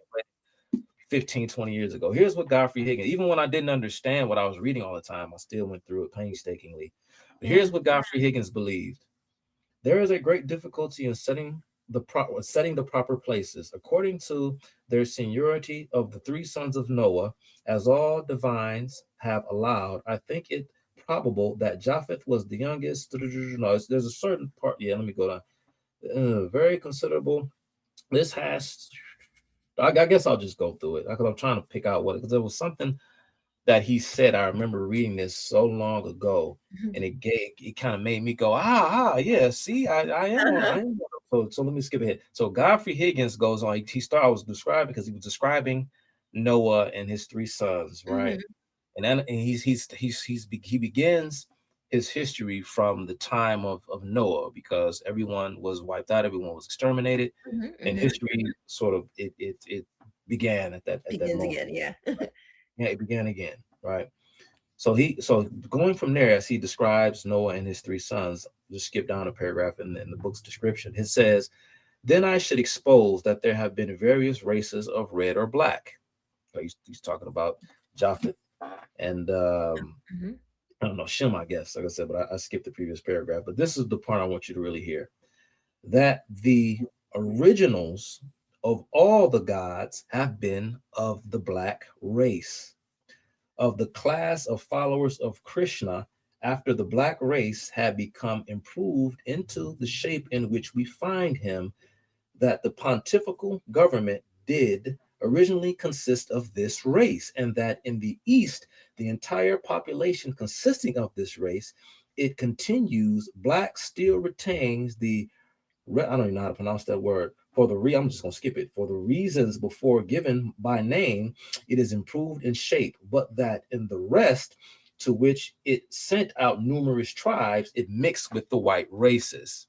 So again, he contends that all of our spiritual practices came out of an area where the peoples were exclusively black, because the blacks were the original gods, as he says. All the gods have been of the black race. And so Godfrey Higgins contends that all major religions stem from a universal spiritual system that was created by black people, who went on to mix with these lower races of people who weren't as spiritually enlightened, if you will, as they were. Okay. That is great. Okay, so Mhm. all right, let me excuse me. Now, what's interesting is, so you've heard of the Nephilim, right? Yeah. So it's funny because there is, it's like there's some truth to what Right. they're saying, but they're got it all mixed up. There were uh Mhm. spiritual beings, powerful spiritual beings that Yeah. mixed with human beings. The Bible talks about this. And Right. that's where we get Goliath. You know, he was a sort of a leftover, I think, from the Anakim, like the Mhm. the Raphaims, the Anakim, those schemes. They Right. were, these were races of people that had mixed. They were unpure. They had mixed, and so that was obviously, black, blasphemous, or it's not even the best word to say, but it was, God did not, that caused God's judgment basically. Mhm. And so it's like they're taking these truths, but they're trying to say that the Nephilim were actually kind of the good guys. And they're flipping the script, um and misrepresenting Right. the true God, and that Yeah. is so wild. So it's like the enemy is very present in these stories. Like these men that you're reading, they have tapped into something spiritual, but it's, as the enemy always does, it's distorted. They're not telling the true.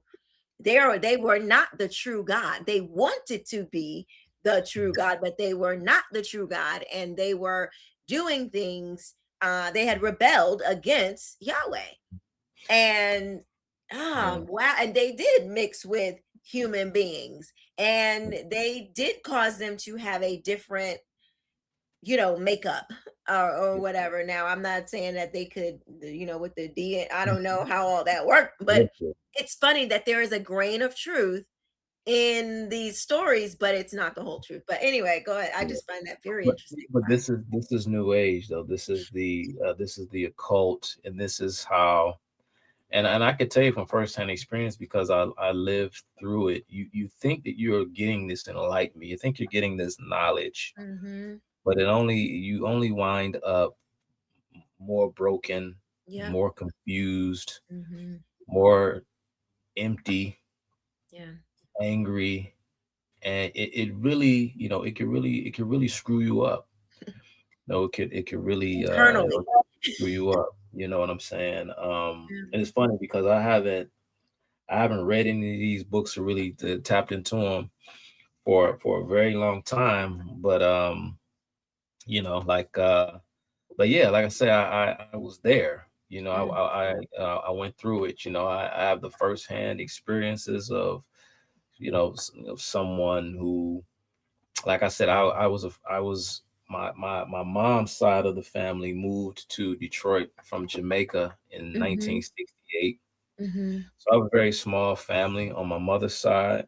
Mm-hmm. My grandparents, God rest both of their souls, on my mother's side, moved to an area of Detroit. Now I don't know, maybe in the late 60s. I mean, that's when things sort of really began to go off the rails, right? Because that Mm-hmm. was the year after the 67 riots when they came here. Mm-hmm. But now that area where my mom grew up is one of the roughest areas in Detroit. Myers and Schoolcraft. And I mean, that's me. That's where my roots were planted. That's where I'm from. And you have that, but then also, when it comes to quote unquote learning your history and learning the struggle of the black race, it's like, man, what are you talking about, bro? I mean, you act like I wasn't born, with a healthy dose of William F. Buckley and Rush Limbaugh. That's not how I Right. was raised. I don't know who you think you're talking to. I don't know who you think I am. But like I said, when these people resort to these petty and shallow name calling, Mm-hmm. it just, I just chuckle at it. I just chuckle at it. But like for Question me, really quick. Did you have any spiritual experiences or like deep? Did you ever have any like weird? I no, I've never had any spiritual experiences that I could say that Okay. I know of. I think some people, again, I'm gonna sound very occultish, but I think that some people, I think, have a more of a connection, I would say, to that sort of thing. Perhaps, I don't know, because I always thought that if if like I say, God is real in the traditional sense that a Christian would like to believe, or and want you to believe, Mm-hmm. then I felt like I just, how can I put this? I didn't trust the phenomenological. Or I didn't trust it. Mm, I didn't okay. trust this because that was my experience growing up as a young man, or as Mm-hmm. a boy. Whenever I would go to church at times, my mom, she would attend a church called Unity Baptist Church. Mm-hmm. I don't know if it's still there. It Mm-hmm. used to be, I think Unity, but it was right there off Dexter, one of no another infamous Detroit street, Dexter Mm-hmm. Avenue. And I was Baptist church, and it was like, a stereotypical Black Baptist church. Mm-hmm. And I don't know what it was as a young kid. And this is when I first found out about what it meant, or how it looked supposedly when someone quote unquote caught the Holy Ghost. Mm-hmm. Tambourines banging and Yeah. the drums going, and the women are, shaking Yeah. and doing all that and running up and down the aisles, acting a fool. First of course, as a child, you're bored, you got a short attention span. It's in church, you got, it's hot, you ready to get up out of there, you bored, you want to go home, watch Sunday morning cartoons, ride your Yeah. bike, whatever. It's nice out. Uh-huh. So church was already somewhere I didn't want to be. Okay. Mm-hmm. And then I'm seeing it, and it seemed like back then, especially when your patience was a lot shorter as a child, seemed like, we joke to this day. People make jokes in Black culture about how long Black church is. Seemed Yeah. like you never got out of there. So it Right. was warm. I didn't want to be there, and I'm Mm-hmm. surrounded by people who I thought as a kid are acting crazy. Mm-hmm. When I was a kid, I did not understand why you had to act that way, because I was never compelled to behave like that. Because even Mm-hmm. as a young person, I thought it was involuntary. And so I thought, okay, Mm-hmm. God, if you so real and you this and all that, I want to do that. I want to Yeah. jump in. I'm thinking the Holy Ghost is like this thing that was going to jump inside you and possess you. Right. You know, I thought, I didn't understand like group or mass psychology and that kind of euphoria, and how just Mm, in an instance when you're in a highly emotionally charged environment, how that mhm. kind of behavior can become socially contagious. Isn't that Now crazy? that's a part of it. Now, is it a spiritual thing happening too? Perhaps it is. But Mhm, I was just like, I don't think that there's anything spiritual happening here. I mhm, think you all are either putting on airs, y'all playing games, or mhm, you all are being manipulated. And so that implanted in my mind at a young age that church, or people who believe in Christianity in particular, mhm, are the kinds of people who, for one reason or another, are allowing themselves to be manipulated, because mhm. this is not normal behavior. And Yeah. so I thought church was I thought that's what church was like. I thought that this is what I thought it was all emotional manipulation and no Yeah. intellect. Because Mm, you had your interview with Pastor Shannon not too long mhm. ago, and he talked about the black church not really teaching doctrine, not really teaching sound doctrine. You're not getting any theology in these churches. Yeah. It's all charisma and it's all style. And I thought that, and because I always fashioned myself as a smart person, I got good grades Mhm, and all that stuff until I got to high school and I started mhm. tripping out, wasn't focused. I always had it up here, but Yeah. just didn't do what I was supposed to do. But nevertheless, I always fashioned myself to be a smart person. And so I was like, if this thing is real, then it would have to make, if it doesn't make sense, then it's not real. Mm, Right? Because the emotional stuff is how people get manipulated, but it has to make sense. But no one had ever gave me sound theology in a way that mhm. made me go, ah, so that speaks to my intellect. Because Yeah. a lot of people who eschew religion stereotypically think that Christians or devout folks, despite whatever religion they belong to, Mhm. secular atheists are these very highfalutin people who think that they are smarter than people who have faith, Yeah. because they think instinctively, and we can get into the whys, but that's nor here nor there. They Mhm. think that people who believe in God, in a word, they think they're stupid. Mhm. And I Yeah. thought, as a young person, I thought that believing in God without sound proof and evidence was stupid. Now, I would never describe myself as an atheist. People may Mhm. have said I thought they thought Chuck was an atheist. I was never an atheist. I just was on a quest to find God because I didn't know what it was, who it Mm. was, who he. I didn't know, Yeah. and no one was there to tell me. But I knew that if I was going to accept this, it's not going to be because you put some music on and started singing and dancing and made me feel good. No, Right. I had to be able to intellectually process this, because Yeah. that's just the type of person that I was. And then Mhm. lo and behold, fast 4 years later, I would come to find out that having faith in God is the only thing that does make sense.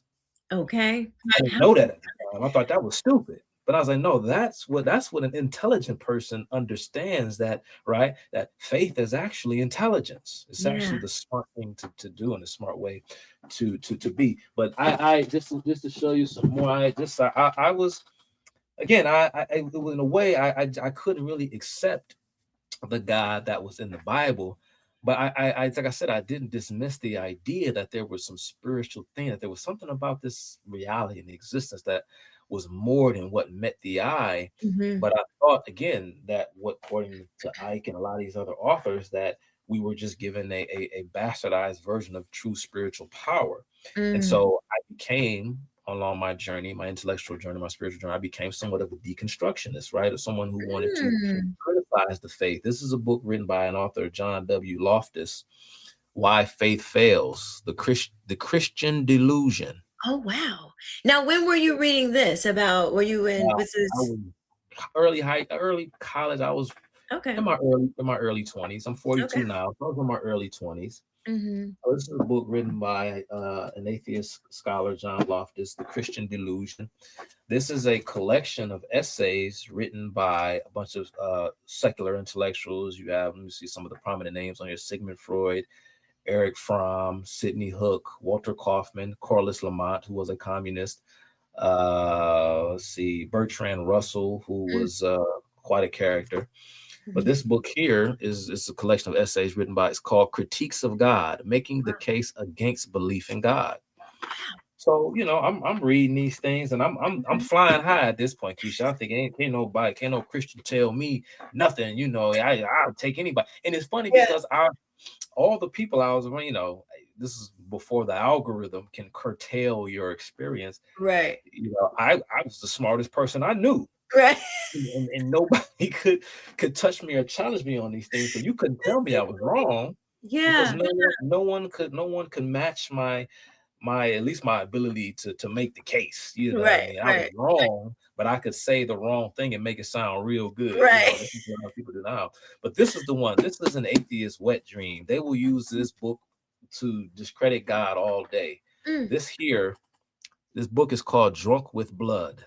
Drunk with Ah, Blood. The subtitle is God's Killings in the Bible. Here's what's described in this book here. Uh, it says that hold on, I want to give you an idea of what's in this book. This is according to Steven Pinker. This is Steven Pinker's opinion of what's in this book. An eye-opening look at the grapes, right? Genocides and murders that are recounted with relish and approval in the so-called good book. And a nice reminder of how modern secular morality, based on human rights and human flourishing, is so much further advanced than the traditional morality of religion. wow. This is another opinion written by, I know who Steven Pinker is. I don't know who this person is, but they said of this book, this person is an editor for friendlyatheist.com and the author of a book titled The Young Atheist Survival Guide. This is what Mm. this person said of this book. If you ask Christians to describe the God they believe in, they'll tell you that he's kind, merciful, and perfect. In this book, Stephen Wells reveals the God of the Bible for what he really is, a bloodthirsty killer. Wow. In this meticulously documented book, we are taken through a series of slaughters that will make you rethink everything you learned in Sunday school. If you still worship God by the end of it, you have some explaining to do.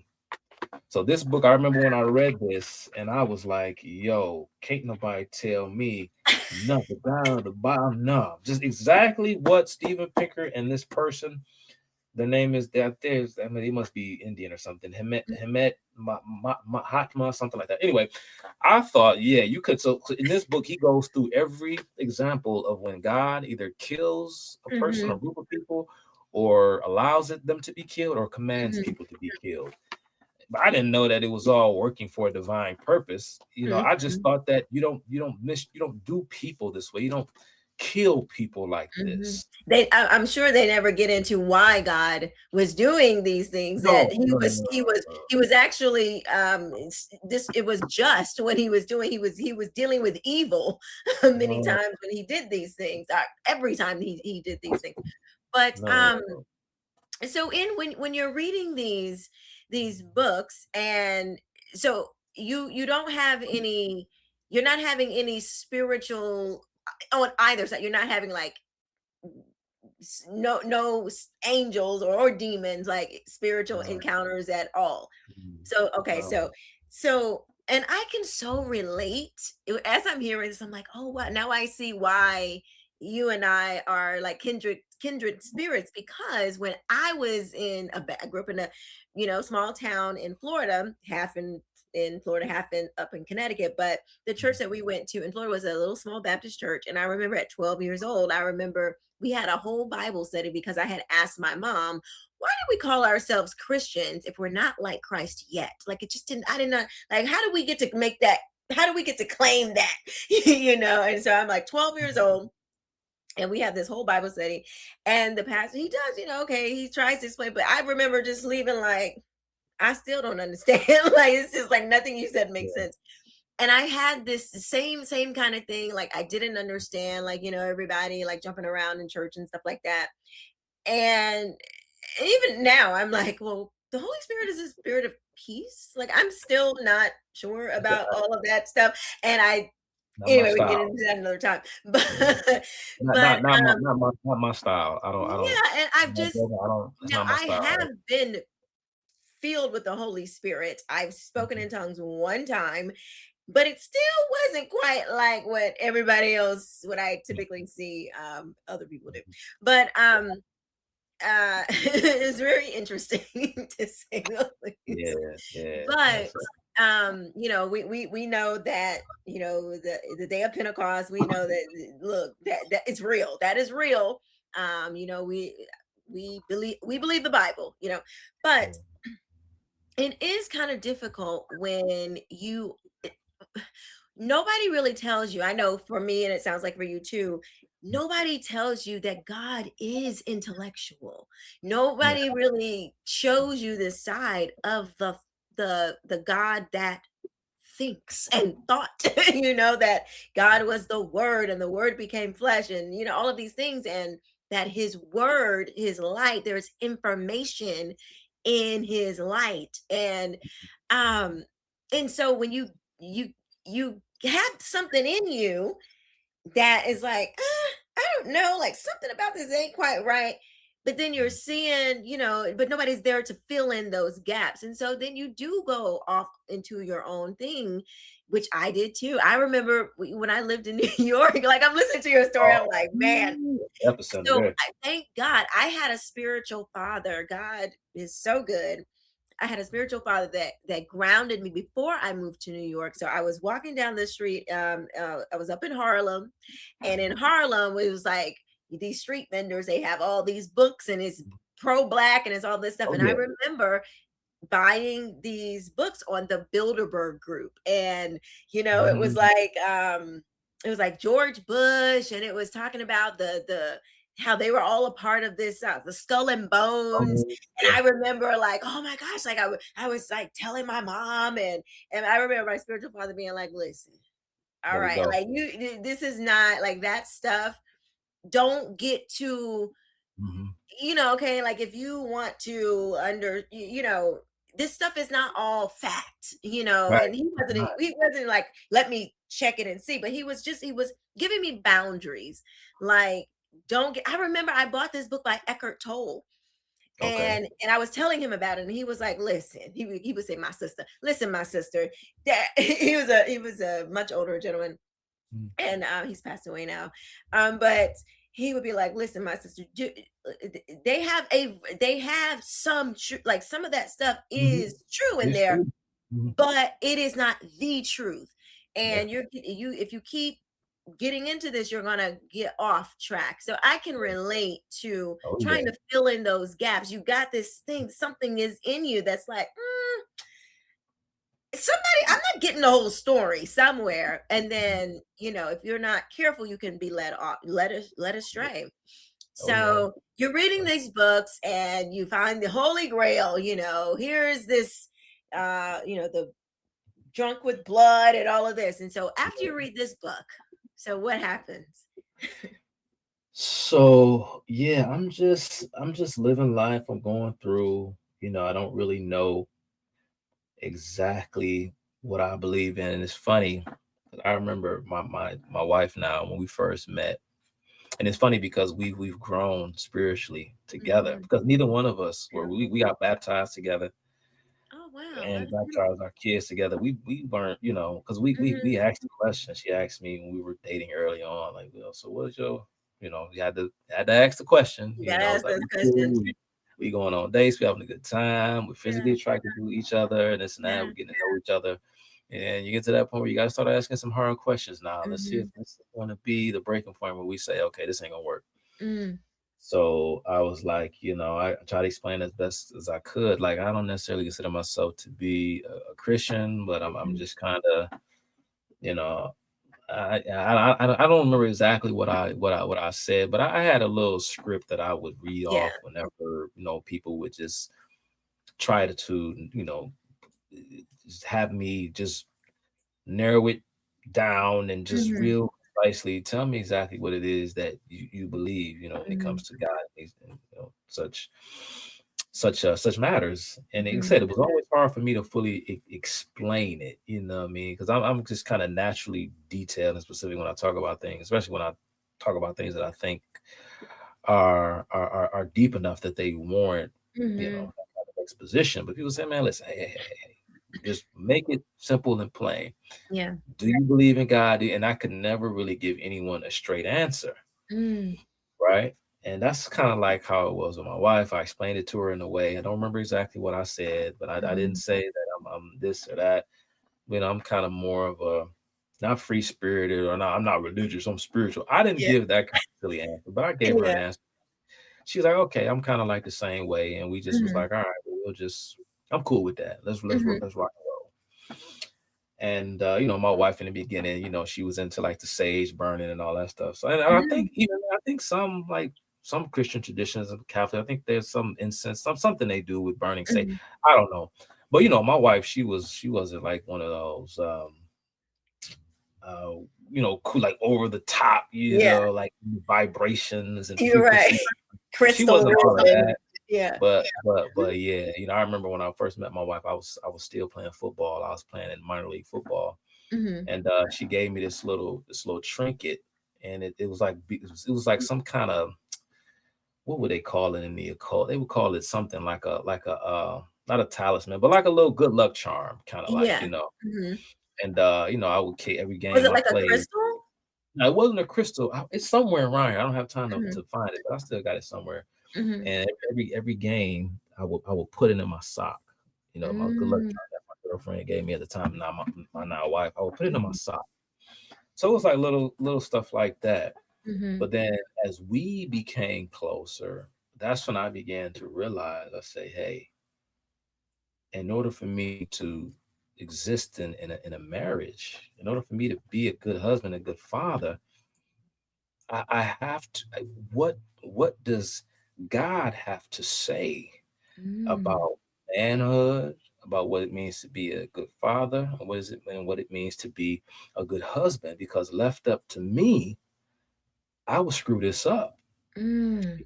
I cannot allow my wife to be the idol of my obsession, because Mm. that's what and this is another personal thing for me. This had always been the issue for me for a very long time, aside from all the stuff that I was putting in my head, because it all worked out, because it was information that I gained. That's how I know tricks when I see it. I know game when I see it, Yeah. because I studied all of the stuff that these people, a lot of the stuff that these people try to say. I don't know everything, but I went through a lot of it. And for the longest time, I don't want to get too detailed on a public platform, Yeah. because I'm married now, and out of respect for my wife, I can't say everything. You know what I Mhm. mean? But one of my biggest problems when I was younger, and these were my poisons, my crutches, was sex and women. Mm. You know, because when my oldest daughter, who just turned 23 this year, Mhm. she is not my wife's biological daughter. Mhm. Okay. Mhm. I had a child when I was very young. I was 18 years old, 18, 19 years old. And I was all in love and all this stuff, right? Mhm. But I didn't, the feeling was real, but the maturity, of course, is not Right. there, because you don't know how to handle Mhm. such emotion. Right. Yeah. It's a very tough thing. It's a very difficult thing. Yeah.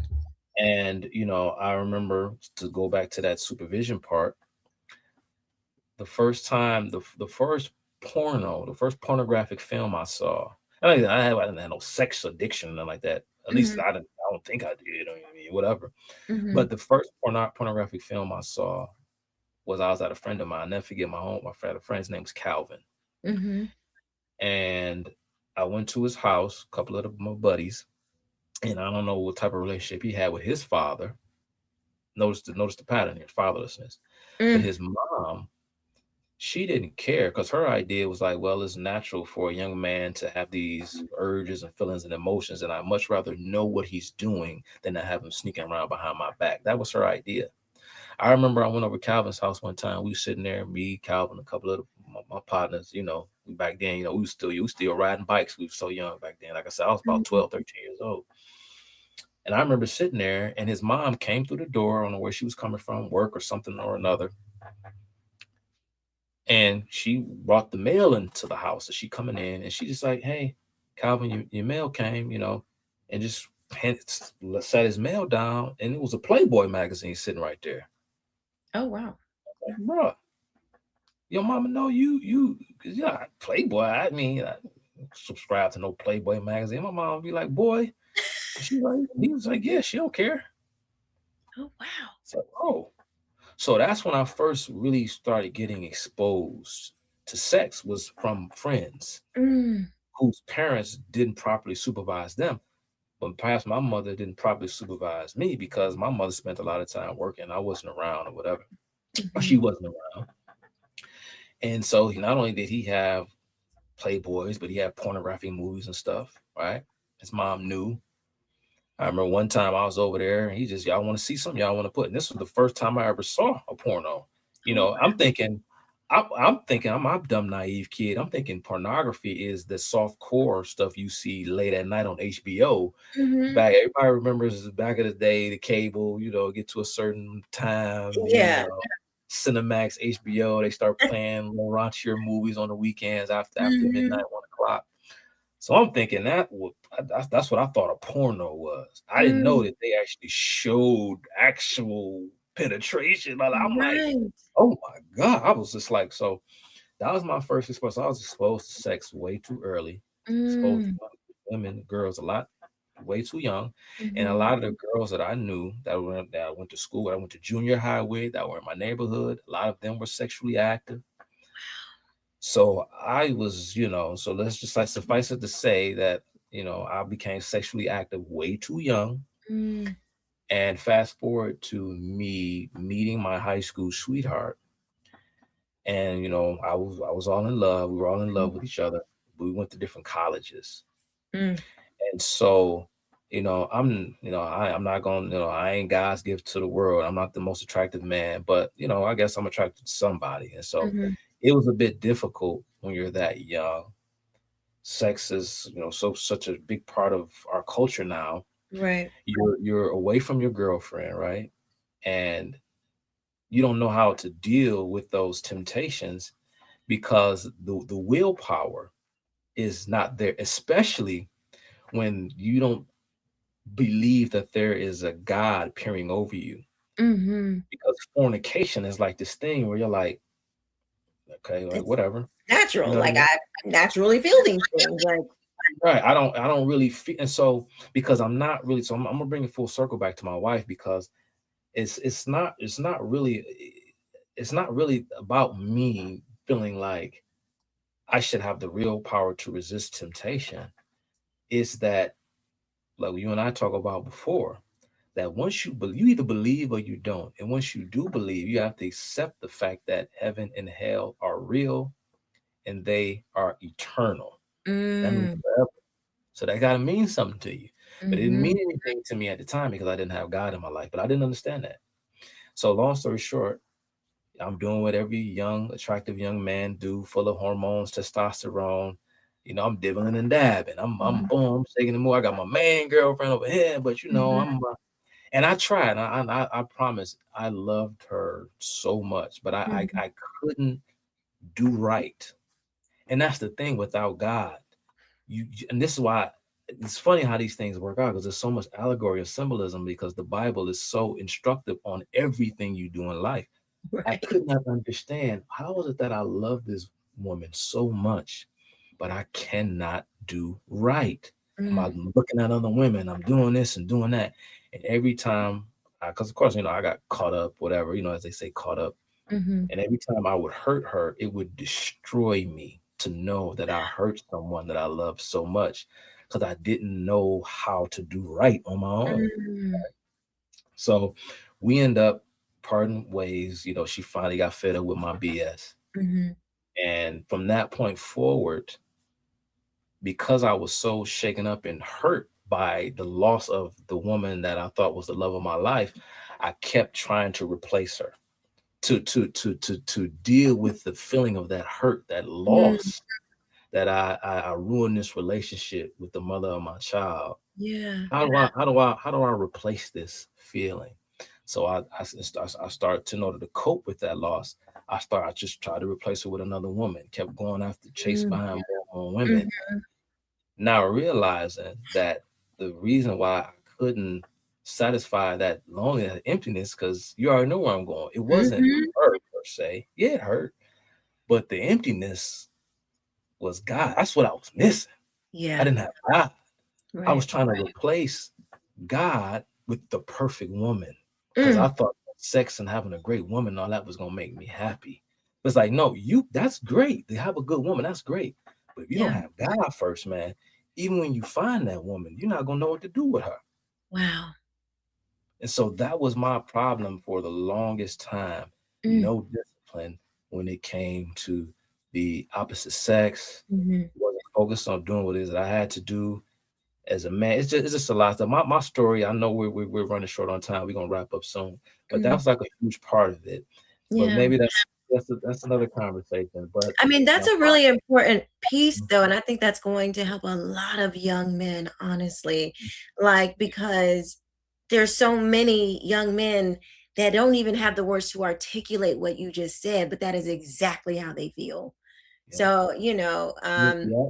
And you couple that with the messaging that you're getting from rap music, for example. I thought about Very that. Yeah. confusing. You're young, you don't know how to process it. At the same time, you're being told how women are garbage, how they're Mhm. nothing, they're disposable, they're beneath Yeah. you, they are to be used as sexual objects and nothing more. This is what a lot of the rappers are telling you. Mhm. But at the same time, you're having, these passionate, positive feelings, but then you're Mhm. being told by someone that you ought not respect and love her because like Snoop used to tell us, "It's G's up, hoes down," Mhm. stuff like that. We don't Mhm. love them hoes, all Yeah. that stuff. And so now it's And, creating this. and the woman is there, like she's Yeah, participating. You know what I mean? but the thing, exactly. But the thing is, it's creating this dissonance in the mind of a young man who is told that he shouldn't care about women by men that he respects. He's being told he shouldn't care about them, but he's having feelings that tell him something different. So Mm. it's a very dysfunctional Mm. thing, but that that Mhm. that's somewhat off topic. But fast forward, like I said, when I met my wife, I don't know, it was like a weird thing, and we both started to grow and learn each other. And I don't know if it was her or I, but we both really started getting off into faith, like really, really big. Mhm. And I don't know, it was just sort of like this organic thing where we both realized that it's not that when we do something disloyal, right? When we break our vows or we do something, it's not that we hurt each other. Sure, that's a consequence of it. But you have to put God even before your spouse because that's who I fear the most. I don't care about my wife would get mad. I have an uncomfortable conversation. Mhm. Worst come to worst, if I commit an ultimate act of betrayal, say I get Mhm. divorced and I go through all this and I go through all that, Mhm. those are finite worldly consequences that I have to deal with for my actions. But Mhm. knowing that God is waiting for me, like, nah, I'm next. You gotta come see Right. me. That's what I fear, and that's what's going to keep you in line. Not you have this great passionate woman, because there's so many women in the world. You replace Mhm. her with someone else, you get another one. People say, "Oh man, I met the one," and there's Mhm. there's no such thing as the Mhm. one. The one becomes the one once you swear before a holy God Amen. that you are going to forsake all others for her. That's That's when she becomes the one. It's right. not a Mhm. feeling thing because your feelings can lie to you. That's You get bored, you get going on. restless, and you start looking at other women and you go, Mm. I'm attracted to her and I'm getting kind of bored at home. So maybe did I marry the wrong one? Maybe I'm supposed to be with Wow. her. That lie start getting to Mhm. you. Then you ruin your life, you ruin the life of your kids, you blow up your whole home. Man. Everything is blown up, everything is gone, Mm. because you are relying on your That's feelings, so-called flesh. feelings, Mhm. instead of listening to the knowledge and the wisdom of God who is telling you, Mhm. you better sit your tail down and sit Yeah. right here because you love me more so than you love anybody else. And what did I tell you to do? Come on now. So that's how God, the role God plays in my life, right now. Mm. But just when I really began to turn around, I guess it'll be the last point that I make, 'cause I know you gotta Mm. go. But I really, some years ago, I don't remember exactly when, but after all this time, and speaking of women, I'll just tell this story briefly. One of my one of my many ex-girlfriends, and I really cared about her too. We were really, really intense with each other. And we were going through one of our moments where and this was the realest thing anybody had ever told me. I'll never forget her to this day because she told me this. So we were on one of our breakup moments, and I think I was like trying to sweet talk her or whatever, trying to get her back and stuff like that. And you can imagine me, the type of person that I am and all the stuff that I'm sharing with you. A lot of the women that I came across were into me, but they were like, I don't know about all that other stuff. Like, because see, they considered themselves, many of them, to be like conventional, like Christians too. They Yeah. said it, but they couldn't. Of course, they Mhm. didn't have the apologetics. They didn't have the knowledge. They couldn't. Yeah. And so they were like, I like you, but I don't know for the future if this is going to work out because of your belief system or whatever. And I used to Mhm. always stress to women, this is why I say I let women become an idol, because I used to be like, I don't care about that religious, spiritual God stuff. I'm into you. Why isn't that enough that we're into each other? I didn't Mm. understand that that's not going to sustain a relationship. If you cannot lay up next to someone and say you love them and want to spend the rest of your life with them, when secretly in the back of your mind you believe that you're laying next to someone who is going to hell, that relationship is not going to work. And so I remember, and I didn't understand it. Like, Man. how come I'm not enough, or how come the fact that I love you isn't enough for you to want to be with me, long term. It was Mhm. always like, I like you, Chuck. I really, but I'm nervous. I don't know about this. But anyway, And so I just was really quick, and for a woman's perspective, even if you got a lukewarm relationship with Christ, like, you understand that this man is not going to be able to lead me. You know what I exactly mean? So it's like didn't you, didn't yeah. understand that. Mhm. So I broke up with one of my exes, and I was on the phone with her one day, and then we went back and forth, back and forth. Both of us were kind of like a hot mess back then. But she told me Mhm. something that was so real. At the time, I thought it was like, if you love somebody, this is not something that you say, but Yeah. because you love somebody, this is what you say. Mm. And I don't remember what we were on the phone about, but I remember she said to me, she said, you know what makes me sad the most is not the fact that we broken up. She said, what hurts me the most is knowing that when I die, I'm never going to see you again because you ain't going where I'm going. Wow. Imagine you date somebody, that's the realest thing anybody ever told to me. And she said, what hurts me the most is not the fact that I've broken up with my boyfriend that I love. What hurts me the most is that when we both die, we're not going to see each other again. Mm. And I was like, at the time, I kind of I didn't really get offended or angry. I just kind of laughed it off because Mhm. that threat wasn't real to me yet because I hadn't accepted Christ yet. So it was just like, Mhm. oh man, whatever. You just talking crazy, just typical Christian stuff. All y'all Christians, y'all all crazy and ignorant and Mhm. all that stuff. Because I mean, mind you, I'm thinking I'm so much smarter than everybody else. But that's the realest thing somebody ever told me. But that's just a little side story, but a very, very interesting Wow. thing. I'll never forget that. And I remember where I was when we were on the phone and she said it to me. But long story short, I started to really, really come around after all of the things that I had did, all of and there's a lot more to Chuck Littleton story I gotta tell you. I ain't even talk about my legal issues, and I was just anyway. So last thing I'll just say. So Yeah. after all the stuff that I've been through, and let's say a lot of people that I knew in my life who I had influenced, they looked up to me. I'm not trying to toot, but they looked up to me because they thought Chuck is smart. He's a leader. Mhm. He got it, man. He knows what he's talking about. And I convinced a lot of these people to believe the same stuff that I believed. Wow. And it kind of and I've since done a lot to change minds of a lot of the Amen. people that I have that I influenced back then, who Mhm. are now Christians because of me. Praise You God. know, but That's awesome. I started to sit back maybe around 2010, 2011, Mhm. and I started to see how a lot of people who were like this, Mhm. I started to really sit back and watch how a lot of them behaved, especially Mhm. during the years of Obama. And I didn't vote for Obama because again, I thought Obama was part of the whole secret stuff that was going on. I remember I had two DVD, that Alex Jones produced. As a matter of fact, I had one DVD called The Obama Deception, and there was another documentary on Obama's presidency called The Fall of the Republic. Both of them were put together by Alex Jones. And so I was trying to warn all my black friends not to support and vote for Obama because he's part of the Yeah. secret society, The Illuminati, Illuminati and and it's all gonna go burn up and all. So yeah. anyway, so I started to sit back and watch, and I said, I started to see them, and I said, wow. I said, is that me? Is this me? You know, when the Michael Brown and all that stuff hands as you were talking to Pastor Shannon about all that stuff. Mm. And I began to say to myself, not that I was really like off into just dispelling all of these myths about police brutality and systemic racism and all this stuff, but I had enough sense to know, and I chalked that up to the upbringing that I had with my mom and my dad, because they did teach me right from wrong. And Mm-hmm. that's part of the reason why I didn't completely go off the rails, because ultimately I did know right from wrong.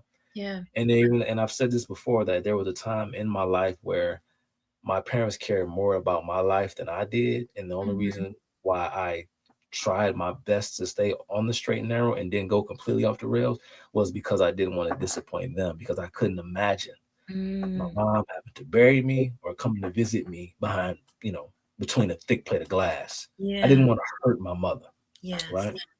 So, and again, me and my mom didn't have the best relationship, but I Mm-hmm. knew she wanted best. She wanted what was best for me. I knew that. Yeah. So I sat back and I started to watch. I was like, man, but again, you don't riot, you don't tear up people's things. I always thought that if we were going to reach this enlightened utopia, we would all be these enlightened spiritual beings. I thought that we could reason our way there, that it would be violent. I didn't think that would have to be a thing. Mm. I knew deep down inside that you don't riot, you don't hurt people, you don't riot, you don't tear up Mm-hmm. things, you don't destroy things. Yeah, because you came into this thing like the suffering, like, and so it was like, well, I don't want to cause. I mean, I'm kind Yeah. of trying to understand your mind, but it's like I don't want to cause the very thing that Mhm. I see other people dealing with, which I'm Yeah. trying to figure out how to eradicate, Mhm. basically. Yeah. So I said to myself that they're doing something wrong. And if we think alike, we see the world the same way. We're all on this pro-black stuff. But yet I think that's wrong and they think it's right. Is there a difference in methodology? Is there some type of where's the disconnect happening? Mm. So then I started to reevaluate my entire worldview, because I started to see myself for who I really was. And Wow. so I Woo! remember, That's the faith. That's the yeah, faith. Like when you realize how wretched you really are. Like yeah. that's the first step, Mhm. Yeah. and understanding like, So, yo, that's a bit, so, yeah, that so, right so, there. so years later, I always tell people this. Years later, I said, you know what, I need to start. I don't know. I think one day, I don't know. I may have been on the internet or something. I don't know. And it sounds funny, but it's true. I somehow I came across Rush Limbaugh. Mhm. And I started learning like and I started learning about free market capitalism and what conservatives really think and what they're really. I didn't really know anything about Rush Limbaugh. I know that people thought he was racist. I remember when Yep. he had a brief stint over at ESPN and he was Mhm. fired because he made a comment about Donovan McNabb, which was the starting quarterback for the Philadelphia Eagles at the time. Mm. And he was fired for making the quote unquote racially insensitive remark about Donovan McNabb. He called him overrated and said that the only reason why he believes people heap so much praise on Donovan McNabb is because they want so badly for there to be an outstanding, black quarterback for the sake of representation. Mm. And they fired him for that. And you look at ESPN today, a bunch of, just malcontents, left wing mouthpieces, for every socialist communist cause or whatever. But ESPN is a joke. But they fired Rush Limbaugh back then, right? And so I come across him one day. But so that was already I was there. I Mhm. soaked it in, and I started learning about Milton Friedman and Mm. Soul and Walter E. Williams, and Yep. the rest of history. As this is happening, I'm starting to really say, you know what, this all this new age spirit, this all this babble. Because again, remember the conspiracy politics stuff Mhm. is linked to the spiritual. That's why people like Candace on. This is why they talking so crazy and saying Yes. things. also anti-Christian because they're caught up in all of these political conspiracies. Those two things are intertwined.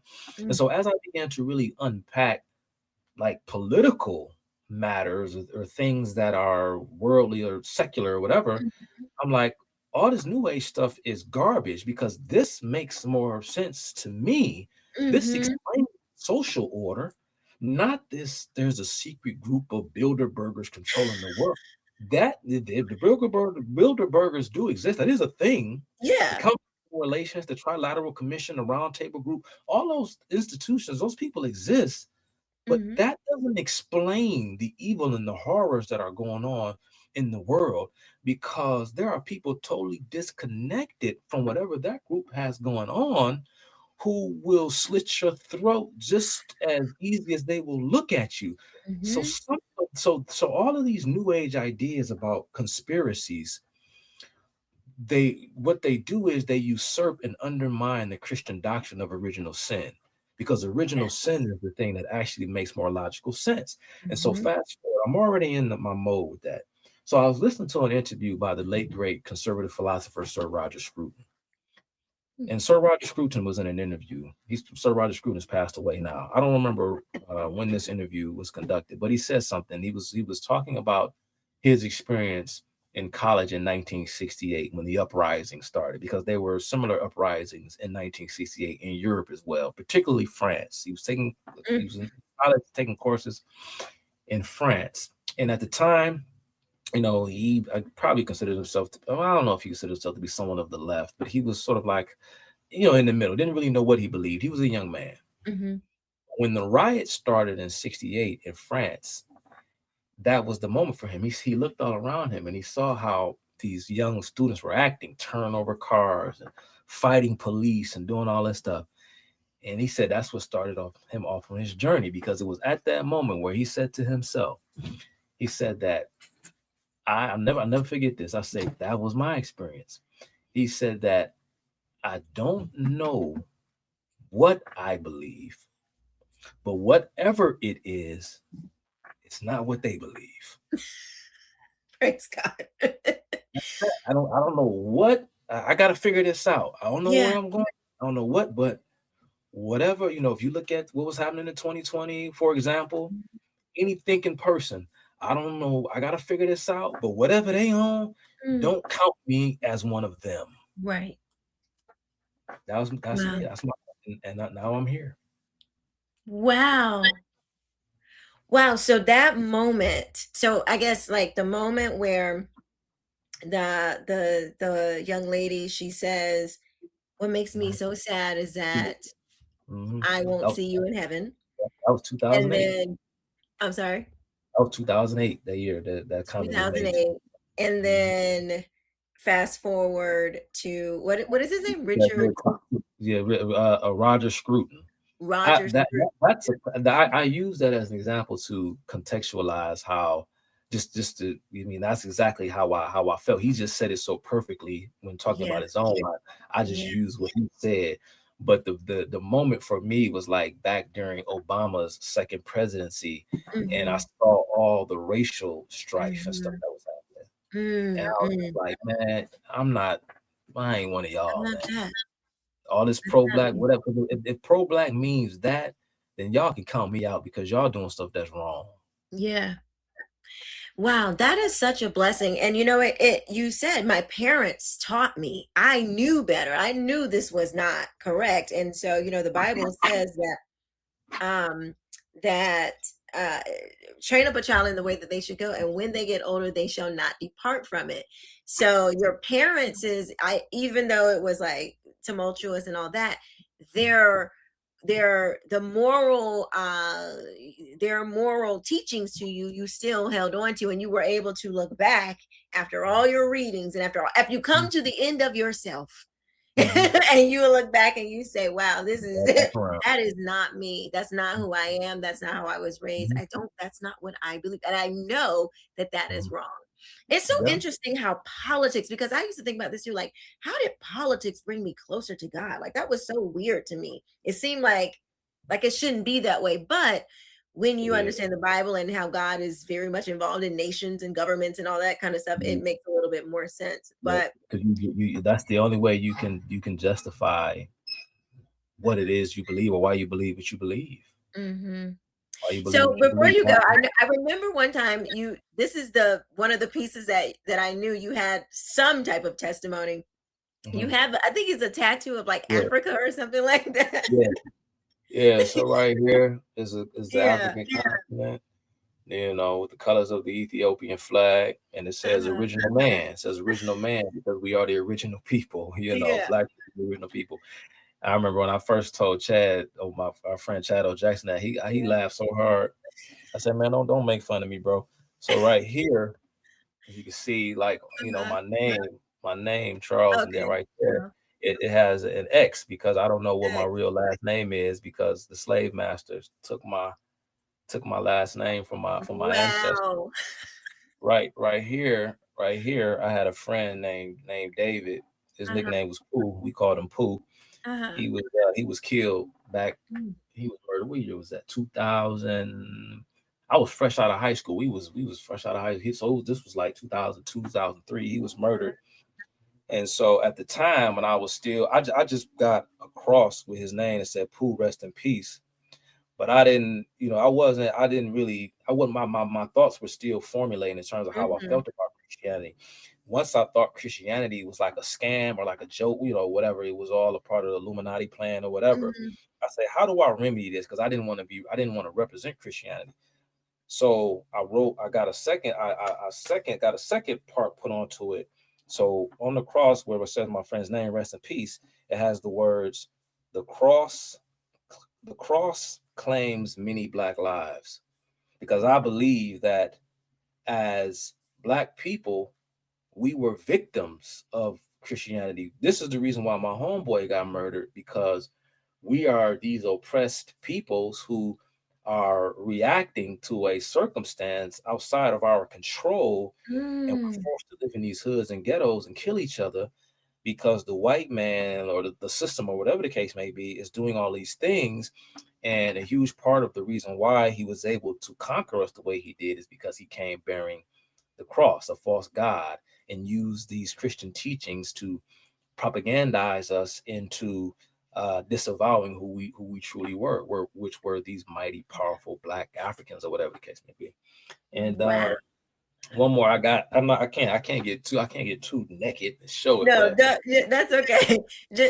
so right here is actually it's a Grim Reaper. Oh wow. But it's a Grim Reaper, but his hood, he's like draped in the American flag. And the words surrounding it says behind enemy lines. So we're here behind enemy lines in the United States. The Grim Reaper represents death. And so America is about death and destruction and killing all the whatever, because America is so evil. And so, yeah, we're behind enemy lines, and we gotta, because I was hearkening back to, there's a quote in the Elijah Muhammad's popular book, Message to the Black Man, where he says that, he said, as long as what is the quote, famous quote? He says something about the Black man, his quote is, he is burying his talents in the soils of North America. So as long as we remain here within the context of the United States, according to Elijah Muhammad, we are burying our talents in the soils of North America. We have to escape this matrix, this beast that has taken us over, So yeah. And yeah, I just I just, that last book here, Black Genesis, the prehistoric origins of ancient Egypt. Oh, goodness. That stuff. I had another book called The Stargate Conspiracy, the truth about extraterrestrial life and the mysteries of ancient Egypt. I mean, I did it all, man. I got Manly P. Hall's book, The Secret Teachings of All Ages. Wow. I mean, you name it. You name it. But okay, so what I mean, you were truly steeped in this thinking, and praise God that he came and rescued you, and that you had the wherewithal to say yes. I had to answer the call. Yes. So wrapping up, if you could leave the audience with one message just through your life's Oh journey man. and testimony. Yeah, I'm gonna ask you to do that kind of thing. What do you have to say? What would you say? Maybe I don't know. You know what? I'm Hmm. not even gonna put anything on it. What would you leave us with? Wow, that's a tough question. Man, I would just say that, everything that is true, that is good, that is beautiful, God has already created it. He's already defined it, Mm, right? Your job is to merely, and this is something I put on my Instagram page, but it's something that I live by, especially when it comes to my conservative values and principles, mhm, is that never think that you're bigger than the program, right? As a mm, colloquialism they say, because everything that is true has already been created. Your job is merely to discover that which God, has already created. There's nothing new. You can't undo this. You mm, can't go beyond this.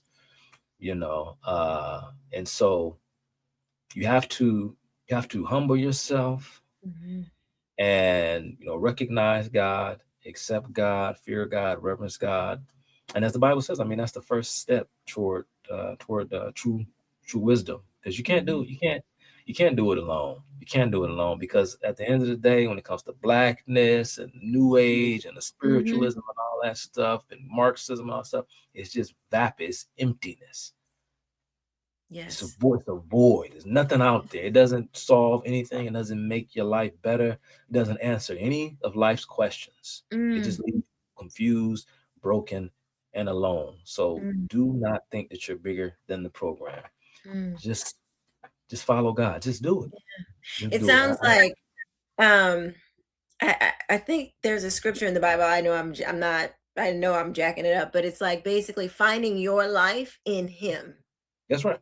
That's it. It sounds like kind of to sum up what you just said. That's it. Yeah. That is such a beautiful testimony. I've honestly never heard it, and I really truly believe that Mhm. that is going to bless so many people on so many different levels, because a lot of people don't talk about those things that you go through, like the rabbit holes that you go down, or where you literally were almost lost. Mhm. You were almost lost, but for God sending these people in your lives, your wife, Mhm. your parent, having your parents there, and to Yeah. instill these things in you that you didn't, that you came back to. You That's may have right. departed for a season, but like the prodigal son, you came back. I'm trying. Yeah, so Chuck, thank you so much for sharing your testimony with us. And my goodness, I can't even wait to tell Antonio. I'm like, oh my God, you got to watch this episode. But Yeah. thank you Yeah. so much. Yeah. I appreciate it. Yeah. No doubt. Thanks for having me. This was great. I think Absolutely. people are really gonna get a kick out of it. See, where the heck did this crazy guy even come from? Well, there you have There we have it. it.